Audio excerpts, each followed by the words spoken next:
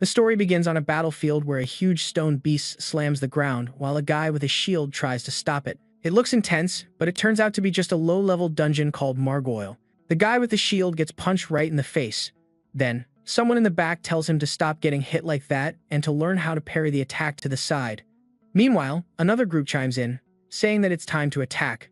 One of them slashes the creature and the whole team charges in, hitting the golem from all sides. That just pisses it off and it activates some kind of red power.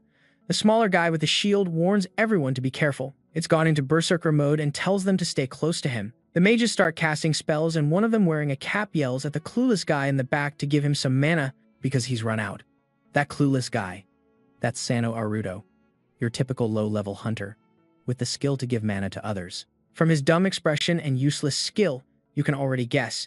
Yep, he's our protagonist. Not only does he have a mediocre skill, but he also has to go through a whole ritual just to cast mana onto other people's backs. So, the golem charges again, but this time our protagonist casts mana onto his friend's back, making it easier for the guy to use magic and finish off the creature. The dungeon is low level, sure, but everyone looks completely exhausted. Then, a muscular guy comes up and tells Sano, since he barely helped in the raid, he can at least clean up the rest of the place. The group starts to wonder why a guy with a damage skill is acting as a mana support. The one in orange says that, technically, the kid is an attacker. He just has a single skill, generating mana. At least it's, basically, infinite mana. Honestly, that skill is kind of broken. Even if the guy is weak, right? Get real. That's exactly what the other guy is thinking too, but then he explains that in this world, mages can also absorb mana from priests, so it's not that special. And the guy in the cap adds, that's why this useless guy hasn't even reached level 30 after 5 years. While hitting some rocks with a pickaxe, Sano thinks to himself that those idiots keep talking loudly on purpose for him to hear. Still, no matter what they say, he's not going to give up. Then, we cut to the Great Sage's Guild building. Slamming his hands on the desk, the protagonist demands to know why they're suddenly trying to transfer him to the production department. The old man says that, unfortunately, Sano has to understand that there's no one left in the company who can keep up with him on hunts. He simply can't be a professional hunter at level 29 when all you have is a single mana generation skill. Sano tries to argue that it's incredibly useful. He can provide almost limitless mana. Besides, he's about to hit level 30, which is a big deal, but the guy just says that most mages and healers already have mana absorption skills, so what Sano does isn't that useful, and it's not like reaching level 30 is going to change anything. He adjusts his glasses and says the decision has already been made by the higher-ups, so he better just accept it. At that moment, Jaruto realizes that yes, if he refuses, he's going to get kicked out of the guild. Later, sitting on a bench, he remembers the guy's final words. Unfortunately, we just don't see any potential in you. The poor guy is sitting there wondering how he ended up unemployed out of nowhere. The truth is, most people assume his skill is just absorbing mana and transferring it to his teammates, but it's actually a little different, though he's obviously never told anyone the whole story. As he looks at an onigiri in his hand, a screen appears asking if he wants to copy the item using CTRL+C. He clicks yes, a light flashes, and boom, the onigiri is duplicated in his hand. That's right, folks. He has copy and paste. He basically copies and then pastes. Yep, he's the Windows guy. The problem? Everything he copies disappears the moment it leaves his hand, which means he can't copy broken gear and get rich like Elon Musk. Even worse, just to copy his stupid dagger, he needs to be level 90. So, what is he doing to help others for now? He copies his own mana, keeps the original, and gives the copy to others. Since he keeps the original, he never runs out of mana. He's tried copying other skills before, but they all have ridiculous requirements. The only thing the guy wants is to gain a few more levels. That's it. Then, life would finally change. The second he can start copying equipment, it's game over. That's a whole other level. Then he sees a news article on his phone. The longsword of the Galician dragon has just arrived in Japan. It's a super rare and ridiculously powerful item because the moment you use it, you jump 200 levels at once. Man, I've played a lot of RPGs, but I've never seen something so broken. Completely unbalanced. The only problem is, you need to be level 30 or higher to use it. He immediately imagines himself with that sword. If he could just copy it once and keep the copy forever, boom, he'd be level 230. But the problem is, the sword just arrived in Japan and its durability is super low, which means it will only survive a few more hunts. So instead of using it, they're going to put it on display. And in theory, that's his perfect opportunity to copy it. All he desperately needs is to reach level 30 within a week. A few days pass, and now I have no idea what this monster is. It looks like a group of flying bats, maybe, or giant blood-sucking mosquitoes. Wait, no. 6 legs. So they're probably spiders, right? Though I honestly don't know why I called those things bloodsuckers. Their mouths are full of teeth. Man, they're dangerous. It was an unregistered dungeon, unrecognized by the guild. A blonde guy looks back and asks for mana. Our dear Sano Gerudo is there doing the only thing he knows how to do. Thanks to him, the guy unleashes a giant flame and sets fire to everything. Meanwhile, our poor loser can only stand there, thinking about how insane the difference between them is. He looks at his status window, praying he's leveled up. Then, out of nowhere, another guy appears behind him and tells him to stop staring at windows. Nothing's going to change just by doing that. Gerudo apologizes, saying that he just got a little distracted.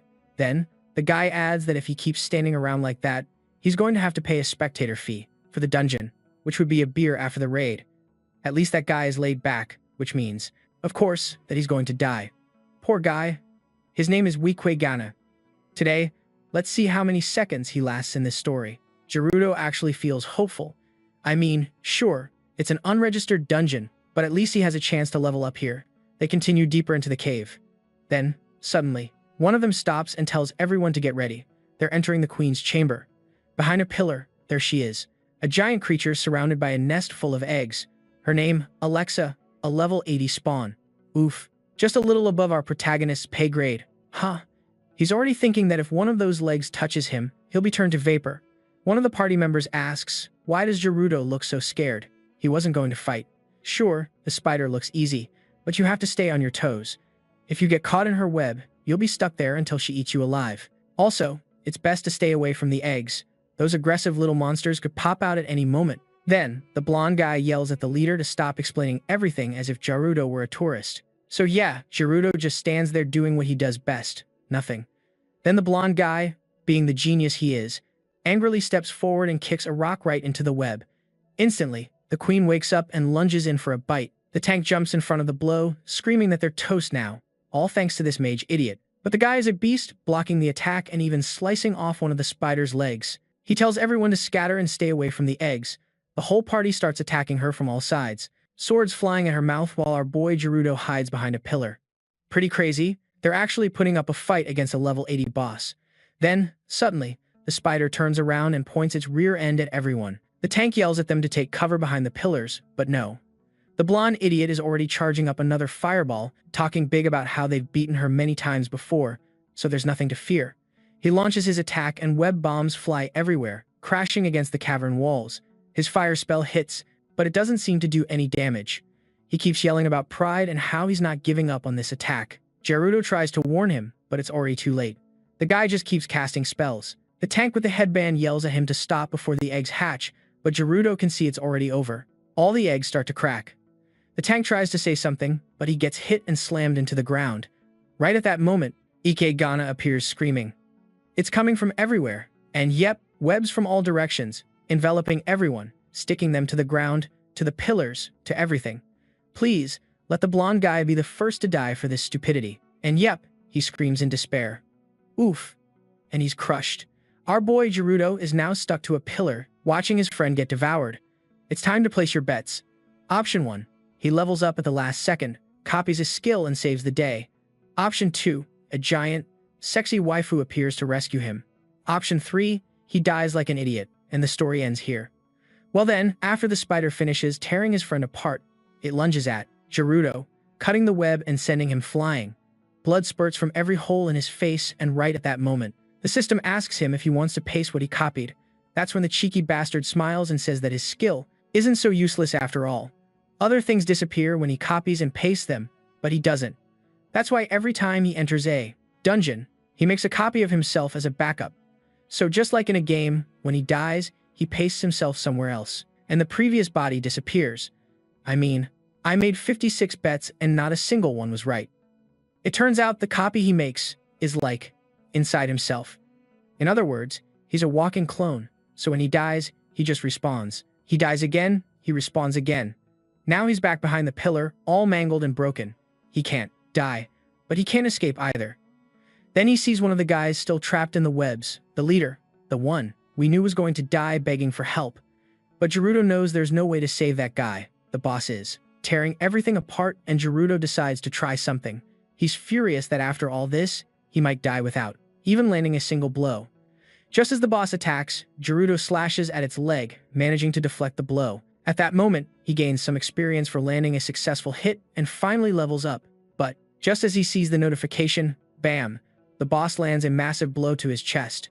Once again, he had already backed himself up and copy-pasted himself back into existence.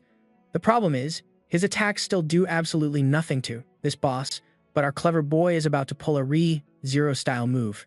It doesn't matter if he has to die hundreds of times. One day he's going to defeat this monster.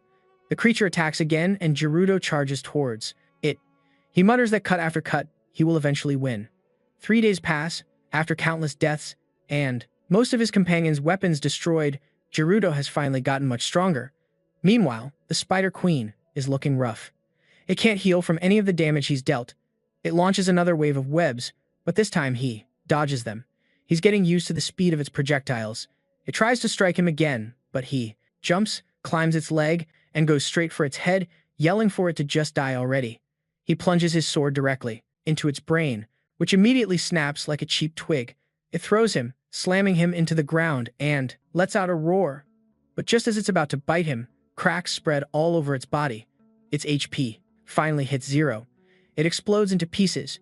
Gerudo is just left lying there, completely exhausted. After so many deaths, his brain is basically mush. Then, ding ding, a flood of notifications for leveling up fills his screen. He is awarded the reward for defeating the Great Spider Queen. Our Marvel-style hero decides to go check on his friend after 3 whole days. But just as he's leaving, something drops beside him, with a thud. He looks up and, oh no, a bunch of spiders. Get out of here, you creepy albinos. The problem, he has no weapon, and the guy next to him is completely wrecked. He doesn't want to just let him die. Flashback, 2 hours earlier, on a bridge in Tokyo. In a car, a soldier named Moore Grant, level 112, asks a girl named Aries how many times she's been to Japan.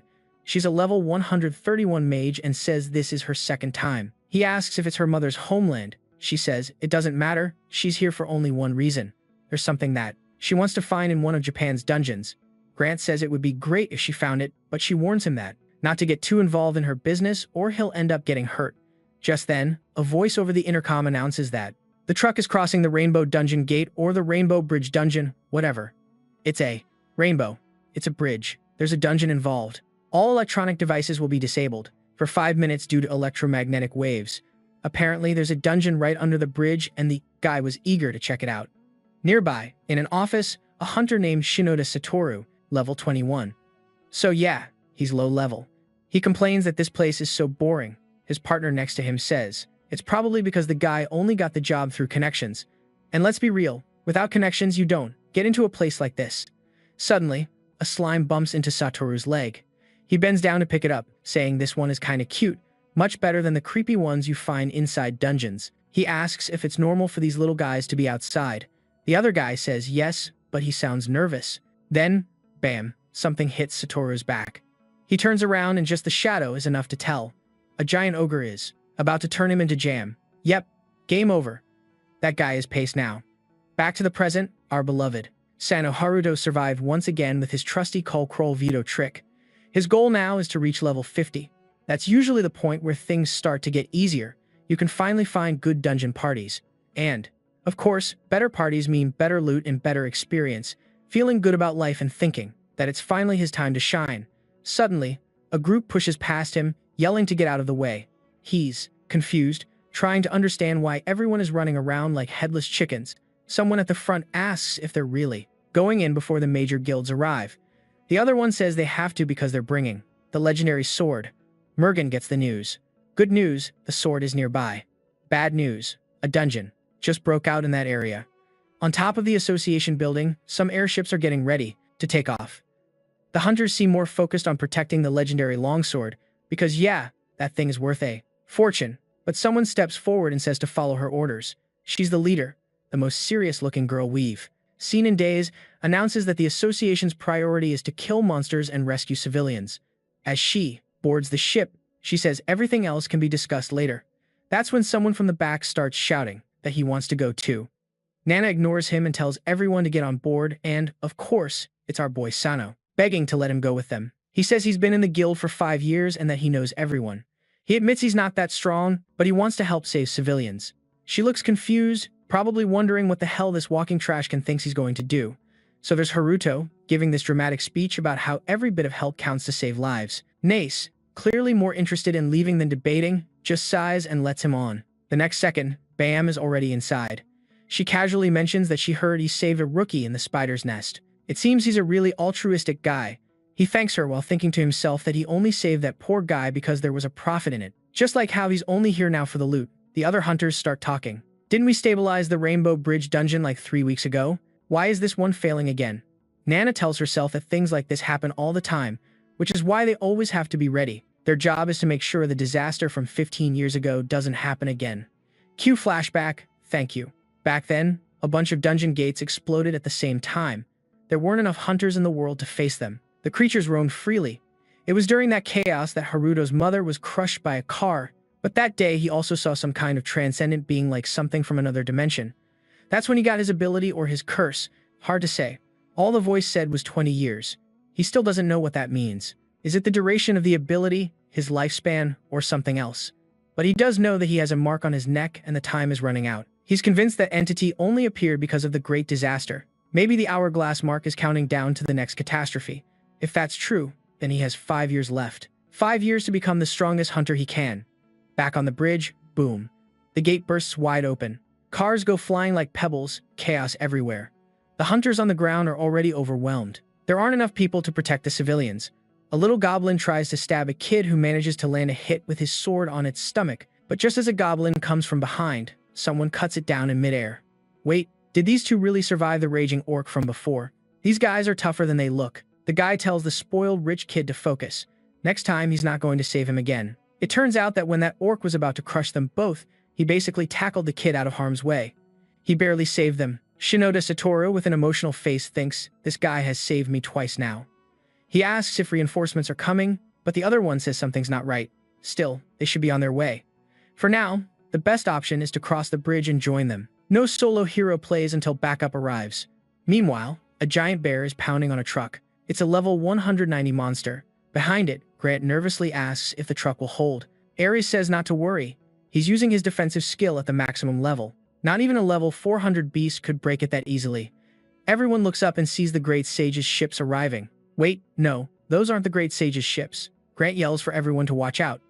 It turns out what they were really seeing was a giant dragon named Quesisha. Nanastes tells everyone to brace for impact. The beast charges up an attack. Boom. The blast hits the ship directly. The whole bridge shakes, it's collapsing. Okay, but wait, where are the guild's ships? From the looks of it, they're on top of the dragon. Or maybe not. Honestly, I'm confused too. 1 second it's the bridge, the next it's the ship. It launches another fireball and this time it actually hits the real ship. Total chaos. People are jumping into the air to fight. Nanase is already on the ground. One of the officers says the association will take over now.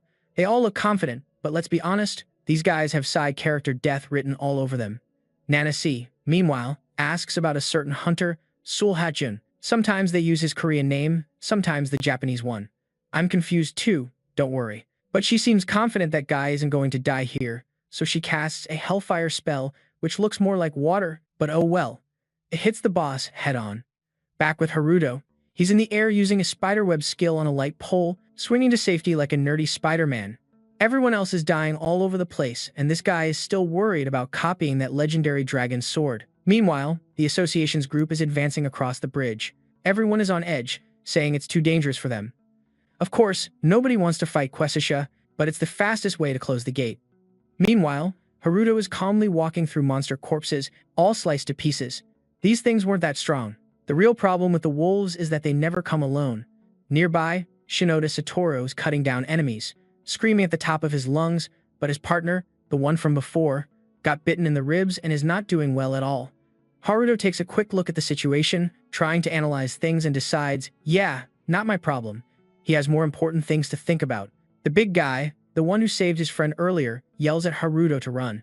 He says there's no way he'll survive this mess without a top-tier hunter. Just then, a huge claw lands nearby and a whole pack appears. They were moon wolves, and the problem with them, even though they're only level 15, is that they always attack in large numbers. Man. Shinoda Satoru, he might not be the protagonist, but he's got guts. He yells that if his senpai got hurt protecting him, then he'll die protecting his senpai. That's when Haruto remembers saving that team leader in the spider dungeon and, oh boy, here we go again. Time to do something stupid, huh? A wolf leaps at the kid, and, from the looks of it, he's about to get bitten. Oh, no, wait. I thought Haruto was going to save him, but the kid turns around and cuts the wolf's head off by himself. Another one lunges from behind, and, again, the kid manages to defend himself. Looks like Haruto really doesn't want to help, huh?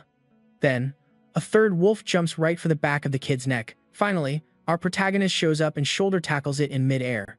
Come on, Haruto. Maybe bring a weapon next time. Yeah. He asks the kid if he's okay. The kid says yes, but tells him to look around him.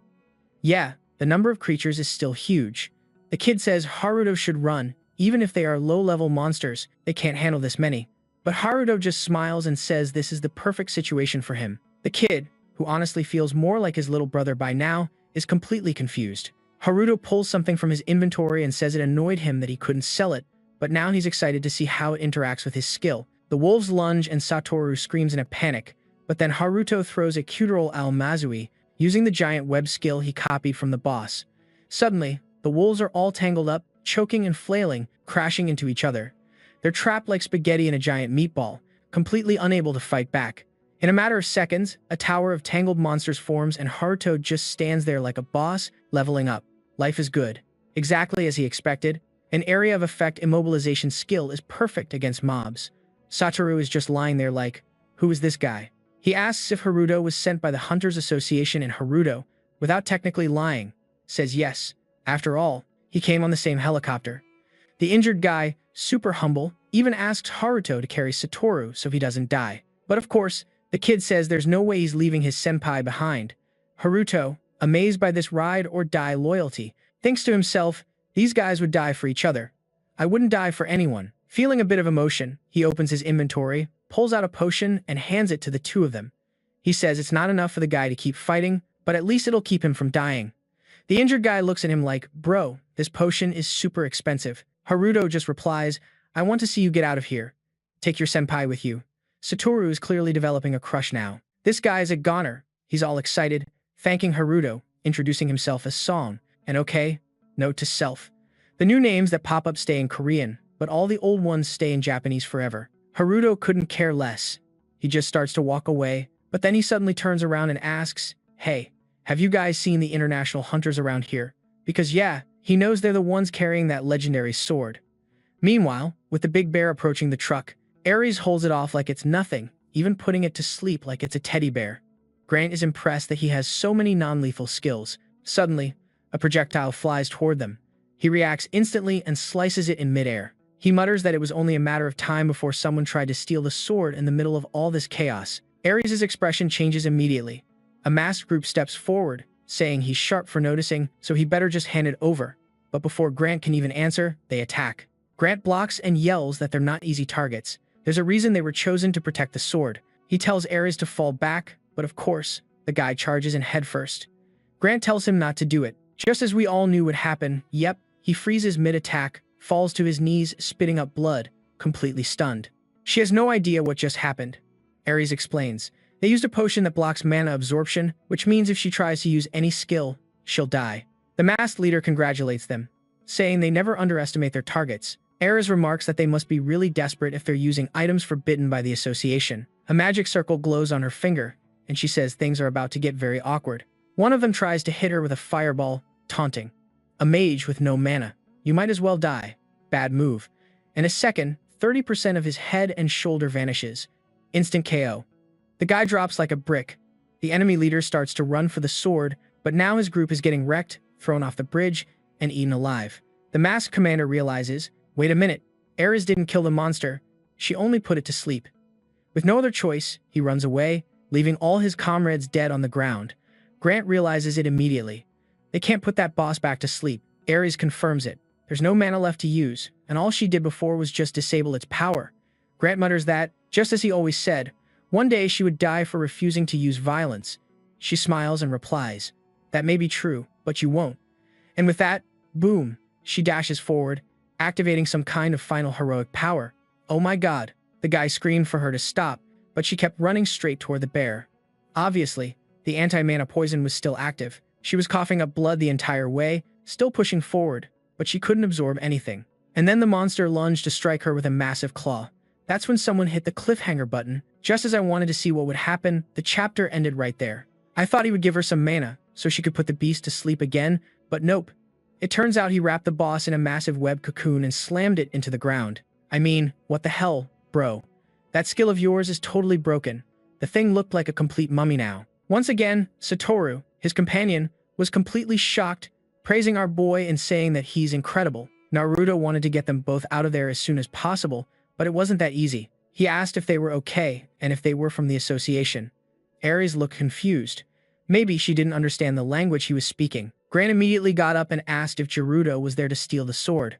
Gerudo, the king of lies, said that of course not. He was naturally there to protect it, but they weren't about to trust a stranger right after being ambushed. Looking around, Gerudo finally got a clear picture of what had happened to everyone chasing that sword. And yeah, if he managed to get out of there without being torn to shreds, it would be a miracle. Then he pulls out his hunter's license and asks why they, the ones who saved him, were being treated like criminals. Naruto was thrilled. Finally, this kid was good for something. Since the timing was perfect, Naruto took out 2 mana potions and offered them. He told them to drink up. They were clearly not in good shape. Those potions cost many dungeon expeditions, but he was willing to risk it to get closer to the sword.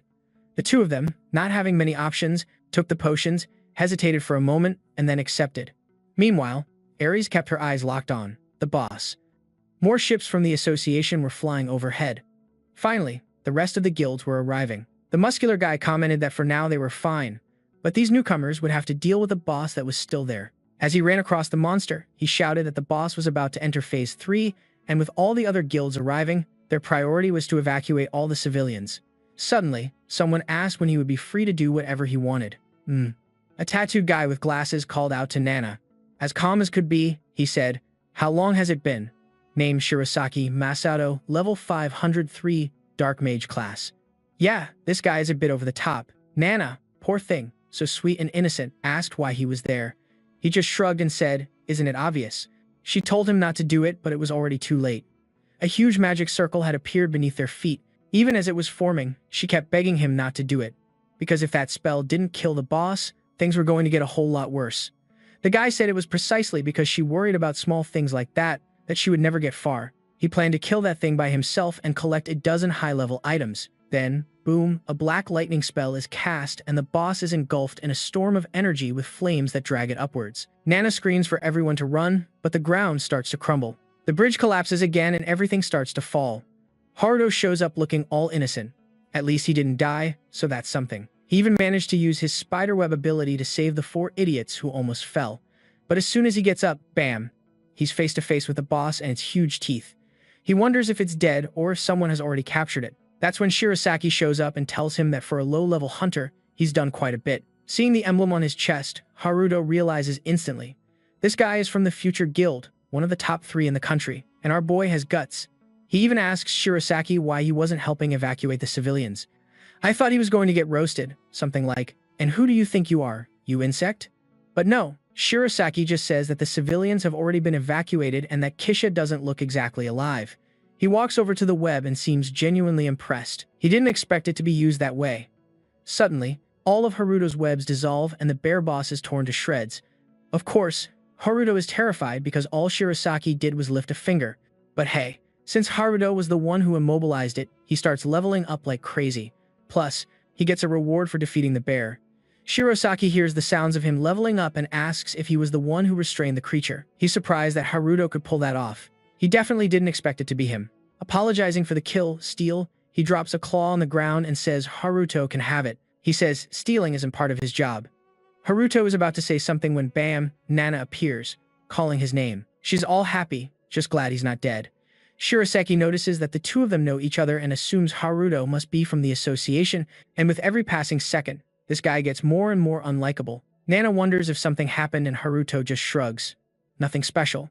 Then she asks for his help to move the creature, which leaves him confused. Wouldn't it be easier to just kill it? She explains that once the boss enters Phase 2, it will go completely berserk, rampaging nonstop and, even worse, given its size, it might have a Phase 3, which would basically mean total city-level destruction. While Haruto processes all this while looking at the monster, The creature opens its eye and stares them down. Nana is scared. Shirosaki, fascinated, says he's finally going to get a better reward. Strangely, Nanase turns and says she thinks Haruto is going to survive, but the guy with the glasses says, "No way, that kid is dead. Focus on the boss." They both charge forward while she yells at Haruto to run. Haruto picks up a horn from the ground and says, "I wasn't planning on doing this, but I guess I have to subdue Quisisha before they do." "Excuse me." My boy suddenly got brave. Satoru, as always, shows up again like a cheerleader. "Why did you come back?" Ares is watching the spiderwebs when Haruto tells her he needs a favor, but the situation is bad. Quisisha is about to enter Phase 3, and, when it does, it will launch an attack towards Ares that could destroy everything. If that happens, not only will a ton of people die, the sword will also be lost. That's why he needs to borrow the sword to finish off the boss and stop all that. He promises to return it right after using it. Well, after copying it, of course. He tries to explain it in 1,000 different ways, but Ares simply says, "It's impossible. You can't open the truck because it requires a huge amount of mana that you don't have right now." Grant gets it instantly. She didn't say it was impossible, because they lack mana. And well, if there's one thing Haruto can do, it's supply mana. He immediately starts flooding her with mana. Ares is all confused, like, "What is this feeling entering me?" "Whoa, easy there, girl. Don't make it weird." With that, the truck's seal breaks easily. Haruto jumps inside, shouting thanks and promising to keep his word. Grant, understandably, is nervous. Either the kid is going to steal the sword or he's going to die with it. Both are bad. Ares, however, believes in him. After all, he immobilized the bear instead of killing it. But Grant says that's not reason enough to trust someone. Finally, Haruto opens the truck door and goes inside to get the legendary sword. But, of course, bam, one of the thieves appears behind him and stabs him in the stomach. His two companions scream from above, while those two level 100 thugs just stand there like NPCs. Our boy collapses inside the truck like trash. The thief opens the box, laughing because he finally got the sword, but when Haruto loses consciousness, his spiderweb ability deactivates. The truck breaks free from the bridge and falls into the river below. The return happens. CTRL+F deactivates, and Haruto reappears right behind the thief without saying a word, just stabbing him hard in the shoulder. The guy drops like a sack of trash. And now the sword is finally in our boy's hands. The first thing he does, of course, is try Control, but error, user level too low to copy this item. I knew something was going to happen. There was no way he could copy a sword. Legendary at level 30.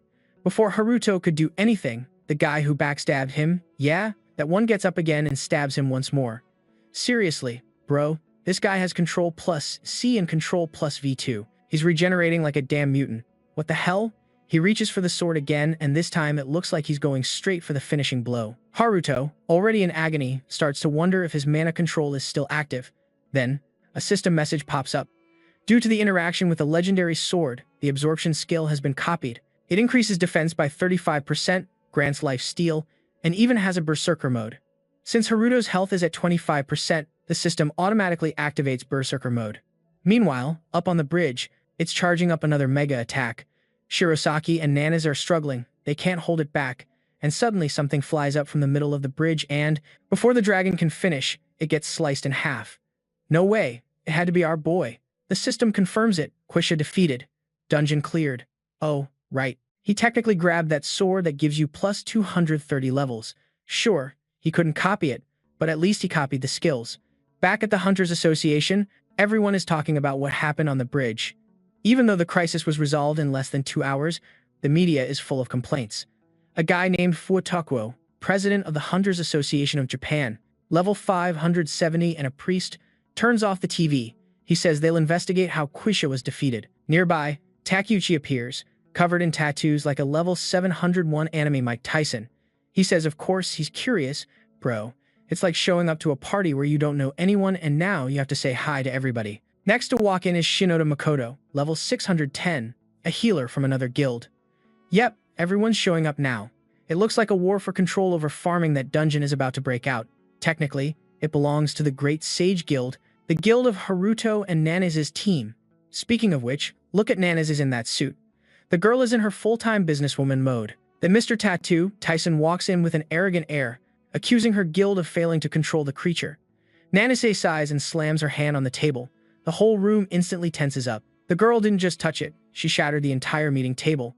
Shirosaki even puts up a barrier just so he doesn't get impaled. Everyone looks around like, Is this woman okay? Spoiler, she's not. This emotional control is definitely lacking. Now Takeuchi starts to lose his cool too until someone calls his name. It's the association leader. He walks in, asks everyone to calm down, and apologizes on her behalf. Takeuchi says that if Nanase keeps acting like this, she's going to end up dead. Now I'm confused. The guy is level 700 plus and she's barely level 200 something. Looks like levels aren't everything after all. Nanase completely ignores him, stands up, and says that she will personally explain what happened on the bridge. Shirosaki was also there, so he's considered a witness. He says yes, but doesn't confirm much. He didn't see many rewards, so he's not sure how legitimate the victory was. The leader tries to keep things diplomatic, saying that Shirosaki's presence probably helped reduce the damage. Awkward applause. Shirosaki is seething inside. You can tell he's missing a piece of the puzzle, and he's furious. He vows to make Nanase pay for this humiliation and, of course, he wants to get revenge on the one who stole his kill, our boy. Obviously, I have no idea why he's so angry, but Nanase says she'll personally investigate everything that happened in the dungeon. She'll also interrogate all the guilds that delayed sending reinforcements. She turns and leaves like a boss, saying the matter is closed. Just then, Grant and Ares enter the room, saying they have more information about what happened. Grant reports that, due to the chaos, the legendary sword was stolen. They need full cooperation. He hands over a folder, an official request from the International Association. Takeuchi, skeptical, says he heard they were the ones who broke the sword's seal in the first place. Ares explains that it's true. They had help from two hunters, Sano Aruto and Shinoda Satoru. And that's when the chaos starts. Wait, did our boy Aruto steal the sword? With his partner, everyone rushes to find out who the hell this Sano Aruto is. The leader says he knows who Satoru is, but has no idea who this Aruto guy is. Meanwhile, Nanase is biting her tongue. She knows perfectly well who that bastard is, and Shirosaki is right beside her, smirking. He's ready to get his revenge. He asks Ares if he's referring to the guy who used the Spider Queen's web skill. He says he saw the kid fighting during the battle, but he's sure he was part of the association and he definitely saw him talking to Nanase. Scene change. Elsewhere, someone is looking at the sword. This is Kalish's sword, the one we managed to steal. A guy named Kurosaki Takumi, level 301, is looking at it, completely impressed. So, besides being a sword that gives you 200 levels just for holding it. Oh, so you're level 101? Huh? You sneaky rat. Kurosaki comments that it was worth spending millions to cause that dungeon to collapse and force the boss to appear. Even the masked man seems confused. He caused the whole disaster. Kurosaki wants to know why he lost all his allies in the process. Immediately, the loser gets on his knees, apologizing and saying they ran into some weird guy, but that he's already dead. You can feel it in the air. This poor guy just dropped key information about the incident. There's no way he's getting out of there alive. There's a briefcase full of money on the floor and Kurosaki tells him to take it, to enjoy life however he wants. The guy celebrates as if he's won the lottery, but I bet you every single bill in that briefcase that he's about to be eliminated. Then Kurosaki calmly asks, "You're not thinking of selling information about the sword when you leave here, are you?" The guy jumps up like a spring. "Never. I would never do something like that." He starts backing away, blurting out that the leader is a bastard who planned to kill them all from the start. And just then, slash. Kurosaki cuts him down, saying, "The fewer people who know, the better." He doesn't want anyone knocking on his door. Apparently, the poor guy slams against the wall and is split in half. So yeah, who's going to cross him now? That's the price you pay. I told you so. And with just that one slash, the sword's durability drops from 10 to 2. What the hell, man? That's at most 4 more cuts. Next scene. An hourglass appears and whispers, "Remember, this was a gift." Suddenly, Haruto wakes up in a bed. Total panic. The mark on his neck burns like fire and he wonders if that curse is acting up again. Then, Chaos Incarnate jumps up and hugs him tightly, saying he thought that he was going to die. He starts rambling on about a huge attack from the ocean that finished off the boss. Another guy in the room, just as wrecked, asks if they were on the bridge. Our boy Haruto is already sick of the conversation. He gets up, says the guy is way too hyper for someone who almost died, and is going to rest. But the guy in the bed comments that, despite appearances, the kid just wanted to help. It turns out it was Satoru who saved Haruto before Nanase and the others arrived. Then Haruto remembers his guild leader is Shinoda Makoto and this kid is Shinoda Satoru, but he dismisses it immediately. There's no way this weakling is related to that guy. Cut to the Hunter Association's office. Nana wonders if Sano Haruto is really dead. Grant confirms it and notes that she doesn't seem very surprised. She just replies, "It's not unusual for a hunter to die." The association leader says they've contacted several guilds to help recover the sword. Ares adds that they'll need high-level hunters because she's already tracked its location. The leader tells Ares that it's impressive. He knew her team was good, but not this good. He didn't expect them to already know where the sword was. She explains that the sword emits a unique energy pattern, something she can detect. Oh, Nanase adds that before all this, no one had any real information on the sword, so it's easy to tell when someone steals it, and that's why they let Sano use it. Ares quickly remembers that the sword only had 10 points of durability and it's already been used, so it could soon break completely and disappear, along with the only clue she has to find her mother, who disappeared 15 years ago. They both are in shock. Nana pulls out a file and says that yes, she's not the only one who's been looking into people's pasts. She knows that Ares has been protecting that sword because it's her only hope of finding her missing mother. Suddenly, Ares stands up. I thought she was going to explode in a rage, but no, she just asks Nanase for help. She says they can't let that sword disappear. Cut to the hallway. Our executive Nanase walks down the halls, deep in thought. She knows those two are hiding something. And, honestly, this whole thing about Hunter Sano dying doesn't make much sense. He didn't seem like the type to give up so easily. That's when Shinoda shows up, asking why she has such a grumpy look on her face. She ignores him. She asks what he's doing there.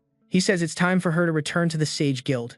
This guy, I'm almost certain he's the guild master and, definitely, he's related to Satoru. After all, his name is Shinoda Makoto and the kid's is Shinoda Satoru. Nanase replies that the number of dungeons keeps increasing and they're losing hunters non-stop. Meanwhile, the other guilds aren't helping. They're too busy becoming companies and profiting from the fame, and the bridge disaster proved that none of them were ready to act, really mattered. That's why she doesn't plan on going back. There's too much she needs to sort out at the association. So, she lets it go. Besides, there are too many unresolved things here. Dad, wait. What? So she's Satoru's sister and this guy is their father. Now the whole family is involved. The only thing missing is his son-in-law. And hey, I know a certain guy who would fit right in. Makoto just laughs. He tells her not to take it so seriously, but advises her to at least stop by the hospital before heading back. Speaking of hospitals, we're back with Gerudo. My boy is already at level 76. What the hell is he, the king of leveling up? Now he's a little disappointed that he couldn't copy the sword, but the skills he got were more than enough, especially that Berserker mode saved his life. Not only did it give him a temporary 200 level boost, but the Berserker mode also doubled his stats. That's how he managed to slice through a level 400 monster, and because of that, he received a very interesting reward. It turns out Gerudo absorbed Quisish's shockwave, so the system evolved it, transforming it into a new skill called Resonant Frequency. Oh, and on top of that, his web skill leveled up to level 2, which means that now, when he activates it, he can combine it with shockwave and lifesteal at the same time. So yeah, our boy is in the elevator feeling like the king of the world. Not only is he stacking skills, they're syncing up naturally. Oh, wait, check this out. His level 76 plus 2 to 100. Hey, editor, put that status window back on screen for the people. Are you guys seeing it? I hope the editor actually did it. That gremlin better have listened to me. When I said he copied the sword's effect, I thought it was just the skills. But he also copied the 200 level boost, which is why he's walking through the elevator like a level 2 to 176 elite hunter. Then he hears a familiar voice shouting in the hospital lobby. It's Nanase chewing someone out, yelling that they should have evacuated when she warned it was dangerous. Our boy ducks down to hide. He had no idea she could be so terrifying. Besides, what is she doing at the hospital? Ah, it's Satoru who's getting an earful. He even calls her big sis. He blames her for not finishing off the monster properly. That's when Gerudo finally puts the pieces together. Her name is Nanase Shinoda. They're all Shinodas. Damn it. Now it makes sense why the strong guy didn't want Satoru to die and why Nanase tears this guy a new one without hesitation. Then she asks for Sano, wanting to know if he's there. Gerudo obviously hides. He remembers that he pretended to be part of the association when he arrived. Nobody has any idea that he's just a nobody from their guild, a supposed weakling. He tries to sneak away only to bump into someone. Ah, so you survived. Oh, no. It's Grant calling him a sword thief. The worst possible timing. Gerudo was trying to disappear, and now this guy is ready for a rematch. Grant grabs him by the collar and slams him against the wall. Whoa. Calm down, bro. Do you see a sword on him now? But Grant has already figured it all out. He demands to know why Gerudo pretended to be part of the association. Gerudo tries to explain, but Grant cuts him off, accusing him, working with the thieves. And just like that, Haruto realizes, this guy isn't going to listen. Grant pulls a sword from a portal, about to attack. That's when Ares appears, yelling for him to stop, not to use that kind of attack here, but Grant is furious. He says he won't be satisfied until this kid is dead. Wow. Hey Blondie, Haruto might need to do a Control-C on you right now. Resonant frequency activated. Grant's sword shatters instantly. Nanase and Satoru, who are nearby, hear everything, and now Nanase is dumbfounded. Wait, Haruto has Quesisha's ability. Scene change. Now we're on what looks like a damn K-pop stage. A girl is dancing, glistening, sweaty abs. A crowd of fans screaming like crazy. Next scene, she gets into a car. Name: Arita Sarah. Profession: girl group idol. She's also a hunter. They didn't even show us her level. She says goodbye to her idol friends, starts her Ferrari, and drives off. The girls start gossiping. She's rich from a famous family. Where is she going? In a Ferrari. Sarah floors it, takes a sharp turn, and almost crashes into a Jeep. She slams on the brakes, missing it by an inch. Then she leans out the window yelling, "Watch where you're going." The driver gets out of the vehicle. Oh, crap. It's Kurosaki Takumi, the longsword thief. Sarah shuts up immediately. She clearly knows this guy. He drops a sword on her Ferrari like it's a flyer in the mailbox. Good concert, he asks. I hope so, because now we're going to a dungeon. He says if she's willing, things can go back to how they were. No idea what the history is between them, but she's not thrilled to see him at all. Scene changed to the building where Haruto wrecked Grant with a shockwave. Too bad, it's completely empty now. They were too late. Nanis wonders if that means they'll have to wait for them to use the sword again to track it. Erza's awkward silence says it all. Yes. Then Haruto shouts, "The bloody tower." It's something the guy who stabbed him muttered while he was unconscious. But no one seems to know what the hell that is. Probably some secret organization in the shadows. Grant starts to get nervous. He says the sword isn't going to last much longer and they're still wasting time. Nanase tells him not to worry. She knows someone who has information on all those shady groups. Scene change. A little girl crawling on the floor got her ability from a strange being 15 years ago. At first, she thought she was just another awakened hunter, but then she realized her ability was much more mysterious. Ready? She has Control-Z. That's right. Undo your mistakes, baby.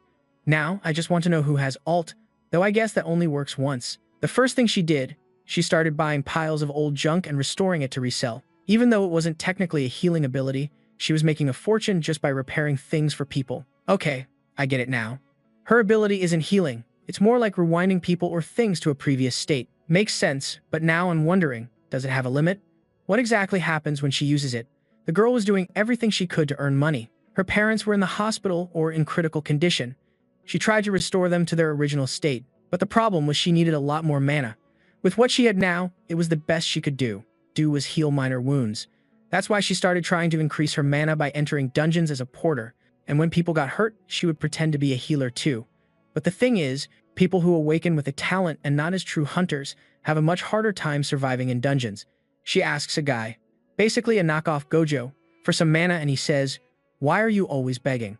Obviously, being a girl alone in dungeons attracts shady guys who are always trying to pull something. They didn't expect her to split them in half.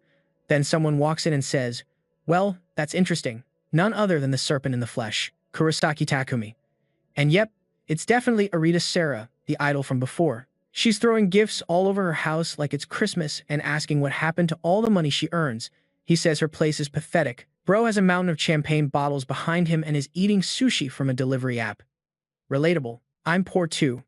Kurosaki criticizes her, saying it's weird for an idol like her to eat takeout 3 times a day. Then, of course, he answers his own question. She eats whatever she wants and when she gains weight, she just uses magic control and gets hot again. He figured she was always like that. After all, the day someone was dying in front of her, she stole their shield to sell it. He's convinced she's just like him, and, once again, she doesn't look at all happy about having to deal with this guy. She tells him she doesn't care what the job is, but she wants to know why it has to be a dungeon this time.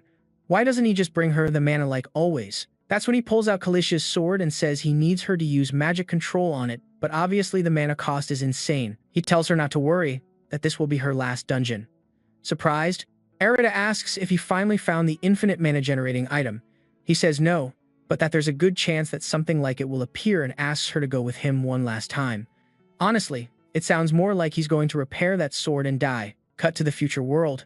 Our boy Judo and Nana are there, and he finds it strange how these people seem to know more than the top guilds themselves. Nana explains, when it comes to knowing about dungeons and wanting to close them, nobody has better information than this guy. Inside the meeting room is Shirosaki Maso. Yep, the smug guy with the scar and glasses in the flesh. And he's talking about, you guessed it, the rumored generator of infinite mana. Apparently, in this world, infinite mana is just another Tuesday, like that old broken normal code. Nana tells herself that, as far as she knows, that item sometimes appears as a reward in the Snowy Mountain Golem dungeon, but the boss there is extremely hard to beat. Shirosaki says, yes, he knows, that's why they're mobilizing a full team to get more information, and during that search, they ran into a group called the Bloody Tower. He'd never heard of them, but apparently they're also after the same Snowy Golem dungeon. At first glance, they seem like a regular team, but they're much worse than expected. They kill, murder, and rob other dungeon teams. For Judo, an infinite mana item is useless, unlike literally everyone else in the world. What he doesn't understand is how this connects to the sword, because they're after the golem. Maybe they want to use the sword to kill the boss, but the sword's durability is low and he's sure it's more valuable than any mana item. Nana wonders if the Blood Tower group has already found the boss, otherwise, why would they be on the move? Ares chimes in, not even close. That dungeon was discovered 15 years ago and still no one has found the item. Gerudo is about to ask how she knows, but she cuts him off with an "I'll explain, don't worry." She's been researching this for a long time and the Snowy Mountain dungeon is notorious. It's one of the toughest. Most hunters simply refuse to go in. Shirosaki adds that those kinds of places are exactly where killer groups love to lure victims, and he's sure that something is being hidden in there. Haruto asks when these guys are supposed to make their move. Turns out, very soon, they've just finished recruiting. Just as Haruto suspected, they've been planning this for a while. Nana tells herself that if that's the case, then they have to move fast. She asks Shirosaki if he has a strike team ready to go. With one hand on his chest, he says, "Absolutely not." Nana insists, saying she knows perfectly well that the future guild always keeps a reserve team for emergency dungeons, which is why he showed up at the bridge that day.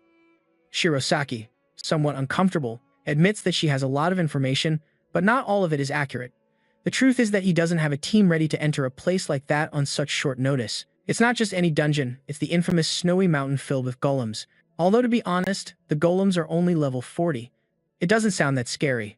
Still, Shirosaki is already there with a full team. And who's in charge? Our boy, Haruto. The team moves forward, crushing golems only for them to regenerate immediately and counterattack. Shirosaki grumbles, "This is why I hate these kinds of places." And out of nowhere, a guy who looks like a ghetto Harry Potter shows up, pulls out his wand, and gathers all the golems into a single spot, splits them, and sends them flying. Red gem fragments start raining down. "Those are the cores," he yells. "Destroy the cores. That's how you really kill a golem." Oscar, whoever that is, starts to pound the ground, praising him like a savior. Meanwhile, Haruto is just standing there with his little sword doing nothing. A little earlier, Ares had explained that once inside the dungeon, they had to kill the largest possible number of golems. That was the requirement to activate the mini-boss. She discovered that this type of dungeon is called an induction dungeon. Haruto, and let's be honest, we don't either, has no idea what that means. Kurosaki chimes in, of course, saying he hates these too. Basically, it's a dungeon within another dungeon. In a normal hunt, you can skip the weak zones and go straight to the boss to save time, but in induction dungeons, you have to clear each section to unlock the next one, and if you fail just once, you lose access to the rest. Ares adds that 15 years ago, someone made a mistake and caused a break inside this dungeon. Since then, nobody really knows what's hidden here or if anything appears. That's why you don't just have to kill the golems, you have to kill them fast, because their rival team is also looking for the key, and they have to get ahead of them. Back in the action, Gerudo is feeling confident now that he has the sword. Gerudo activates CTRL+B with his web skill and boom, a golem gets completely shattered. Everyone stares at him, like, is he for real? That guy just used a boss skill. Even Ares is freezing golems with ice spells, while Moore finishes them off. Another golem goes straight for the poor side characters. Yeah, they're done for, but then she shows up. She doesn't even throw a punch, just arrives to pose. Then she touches her hand and activates the shockwave of Quisisha. Wait a minute, she has that skill too. Gerudo was supposed to be the special one. She checks on everyone. Are they okay? They all nod, but among the group she spots someone trying and failing to hide his face. She calls him by his name. And yep, it's Satoru again. Here comes the chaos, Gremlin. He tries to defend himself by saying that he's officially part of Gerudo's party now. That's why he's here. Wait, when did Gerudo get a whole party? Flashback to the hospital. When Gerudo said he was going to the dungeon, Satoru threw a full-on tantrum, screaming that he wanted to go on one last hunt with Senpai. He wouldn't let him go alone. As soon as Gerudo agreed, the guy lit up like a shoujo character. But Gerudo made him promise, if he wanted to come, it had to be as part of his party. Back to the dungeon. Nanase has no idea what Gerudo is thinking, Satoru tells her she should respect Senpai more. To her face, he blurts out, "I saw it with my own two eyes." The one who split Kuisa in two was Gerudo. Nancy starts to think, maybe he's right. Since the last time they saw each other, Gerudo really does seem stronger, and those webs of his now explode just like Kuisa's skills. Maybe the story makes sense, but the question is how. Meanwhile, at another point in the dungeon, the odd couple, K-pop idol, Arita Sarah, and our charming sword thief, Kurosaki Takumi, are sitting on a mountain ledge watching everyone suffer down below. Their whole party is nearby, pretending to be another raid team, waiting for the perfect moment to swoop in and cause chaos. The problem is there are two high-level hunters among the main group, so getting close isn't exactly an option. But as long as they don't get too close, they could pull off their plan. Kurosaki reminds everyone, "Efficiency is the core of our guild." He then turns to Arita asking if she's gathered enough mana yet. Apparently, those mana-charging devices he gave her are ridiculously expensive. Filling one requires killing over 100 monsters. That dungeon break on the bridge, yeah, he caused it by overloading tons of those gadgets. Arita is only worried about one thing. How many more do we need to restore the sword? He replies, "At least 20. She says, "So, we're just going to sit here and hide until then." He confirms, "That's the plan, especially because the next part of the dungeon is protected by a barrier that can only be cut with a Kalisha dragon sword." Arita is suspicious. "And where exactly did you learn that?" He tells her to stop asking questions. He's not going to give her details. She sighs. She says his plans are always weird, but after an icy glare from Kurosaki, she apologizes immediately. She says she was just kidding, and as long as there's a contract, she doesn't care what he does. Obviously, her real goal is the infinite mana item so she can finally restore her mother and father. Back in the heat of the battle, our boy Haruto mentions they've already defeated over 200 golems, and yet, it doesn't feel like they've made much progress. Another core drops from an ogre, and he picks it up, but this one feels different and, strangely, it just slips out of his hand and falls to the ground on its own. That's when Shirosaki steps in and says that the process has begun. They finished the first subjugation phase, now it's on to the second zone. Time to face the Snowy Mountains mini-boss, the Shifting Golem, level 150. A massive monstrosity bursts in and throws half the team around like they owe it money. Shirosaki orders a full retreat. The creature shatters on impact, but, come on, it's called the Shifting Golem. We know it's coming back, and sure enough, within seconds, it reforms and attacks again. Shirosaki lands another hit, but every time the thing shatters, its core escapes, hides in another area, and forms a new body around itself. Then, Haruto gets an idea. Try to stop the core's movement with his spider web. He hits CTRL+B and scores a direct hit.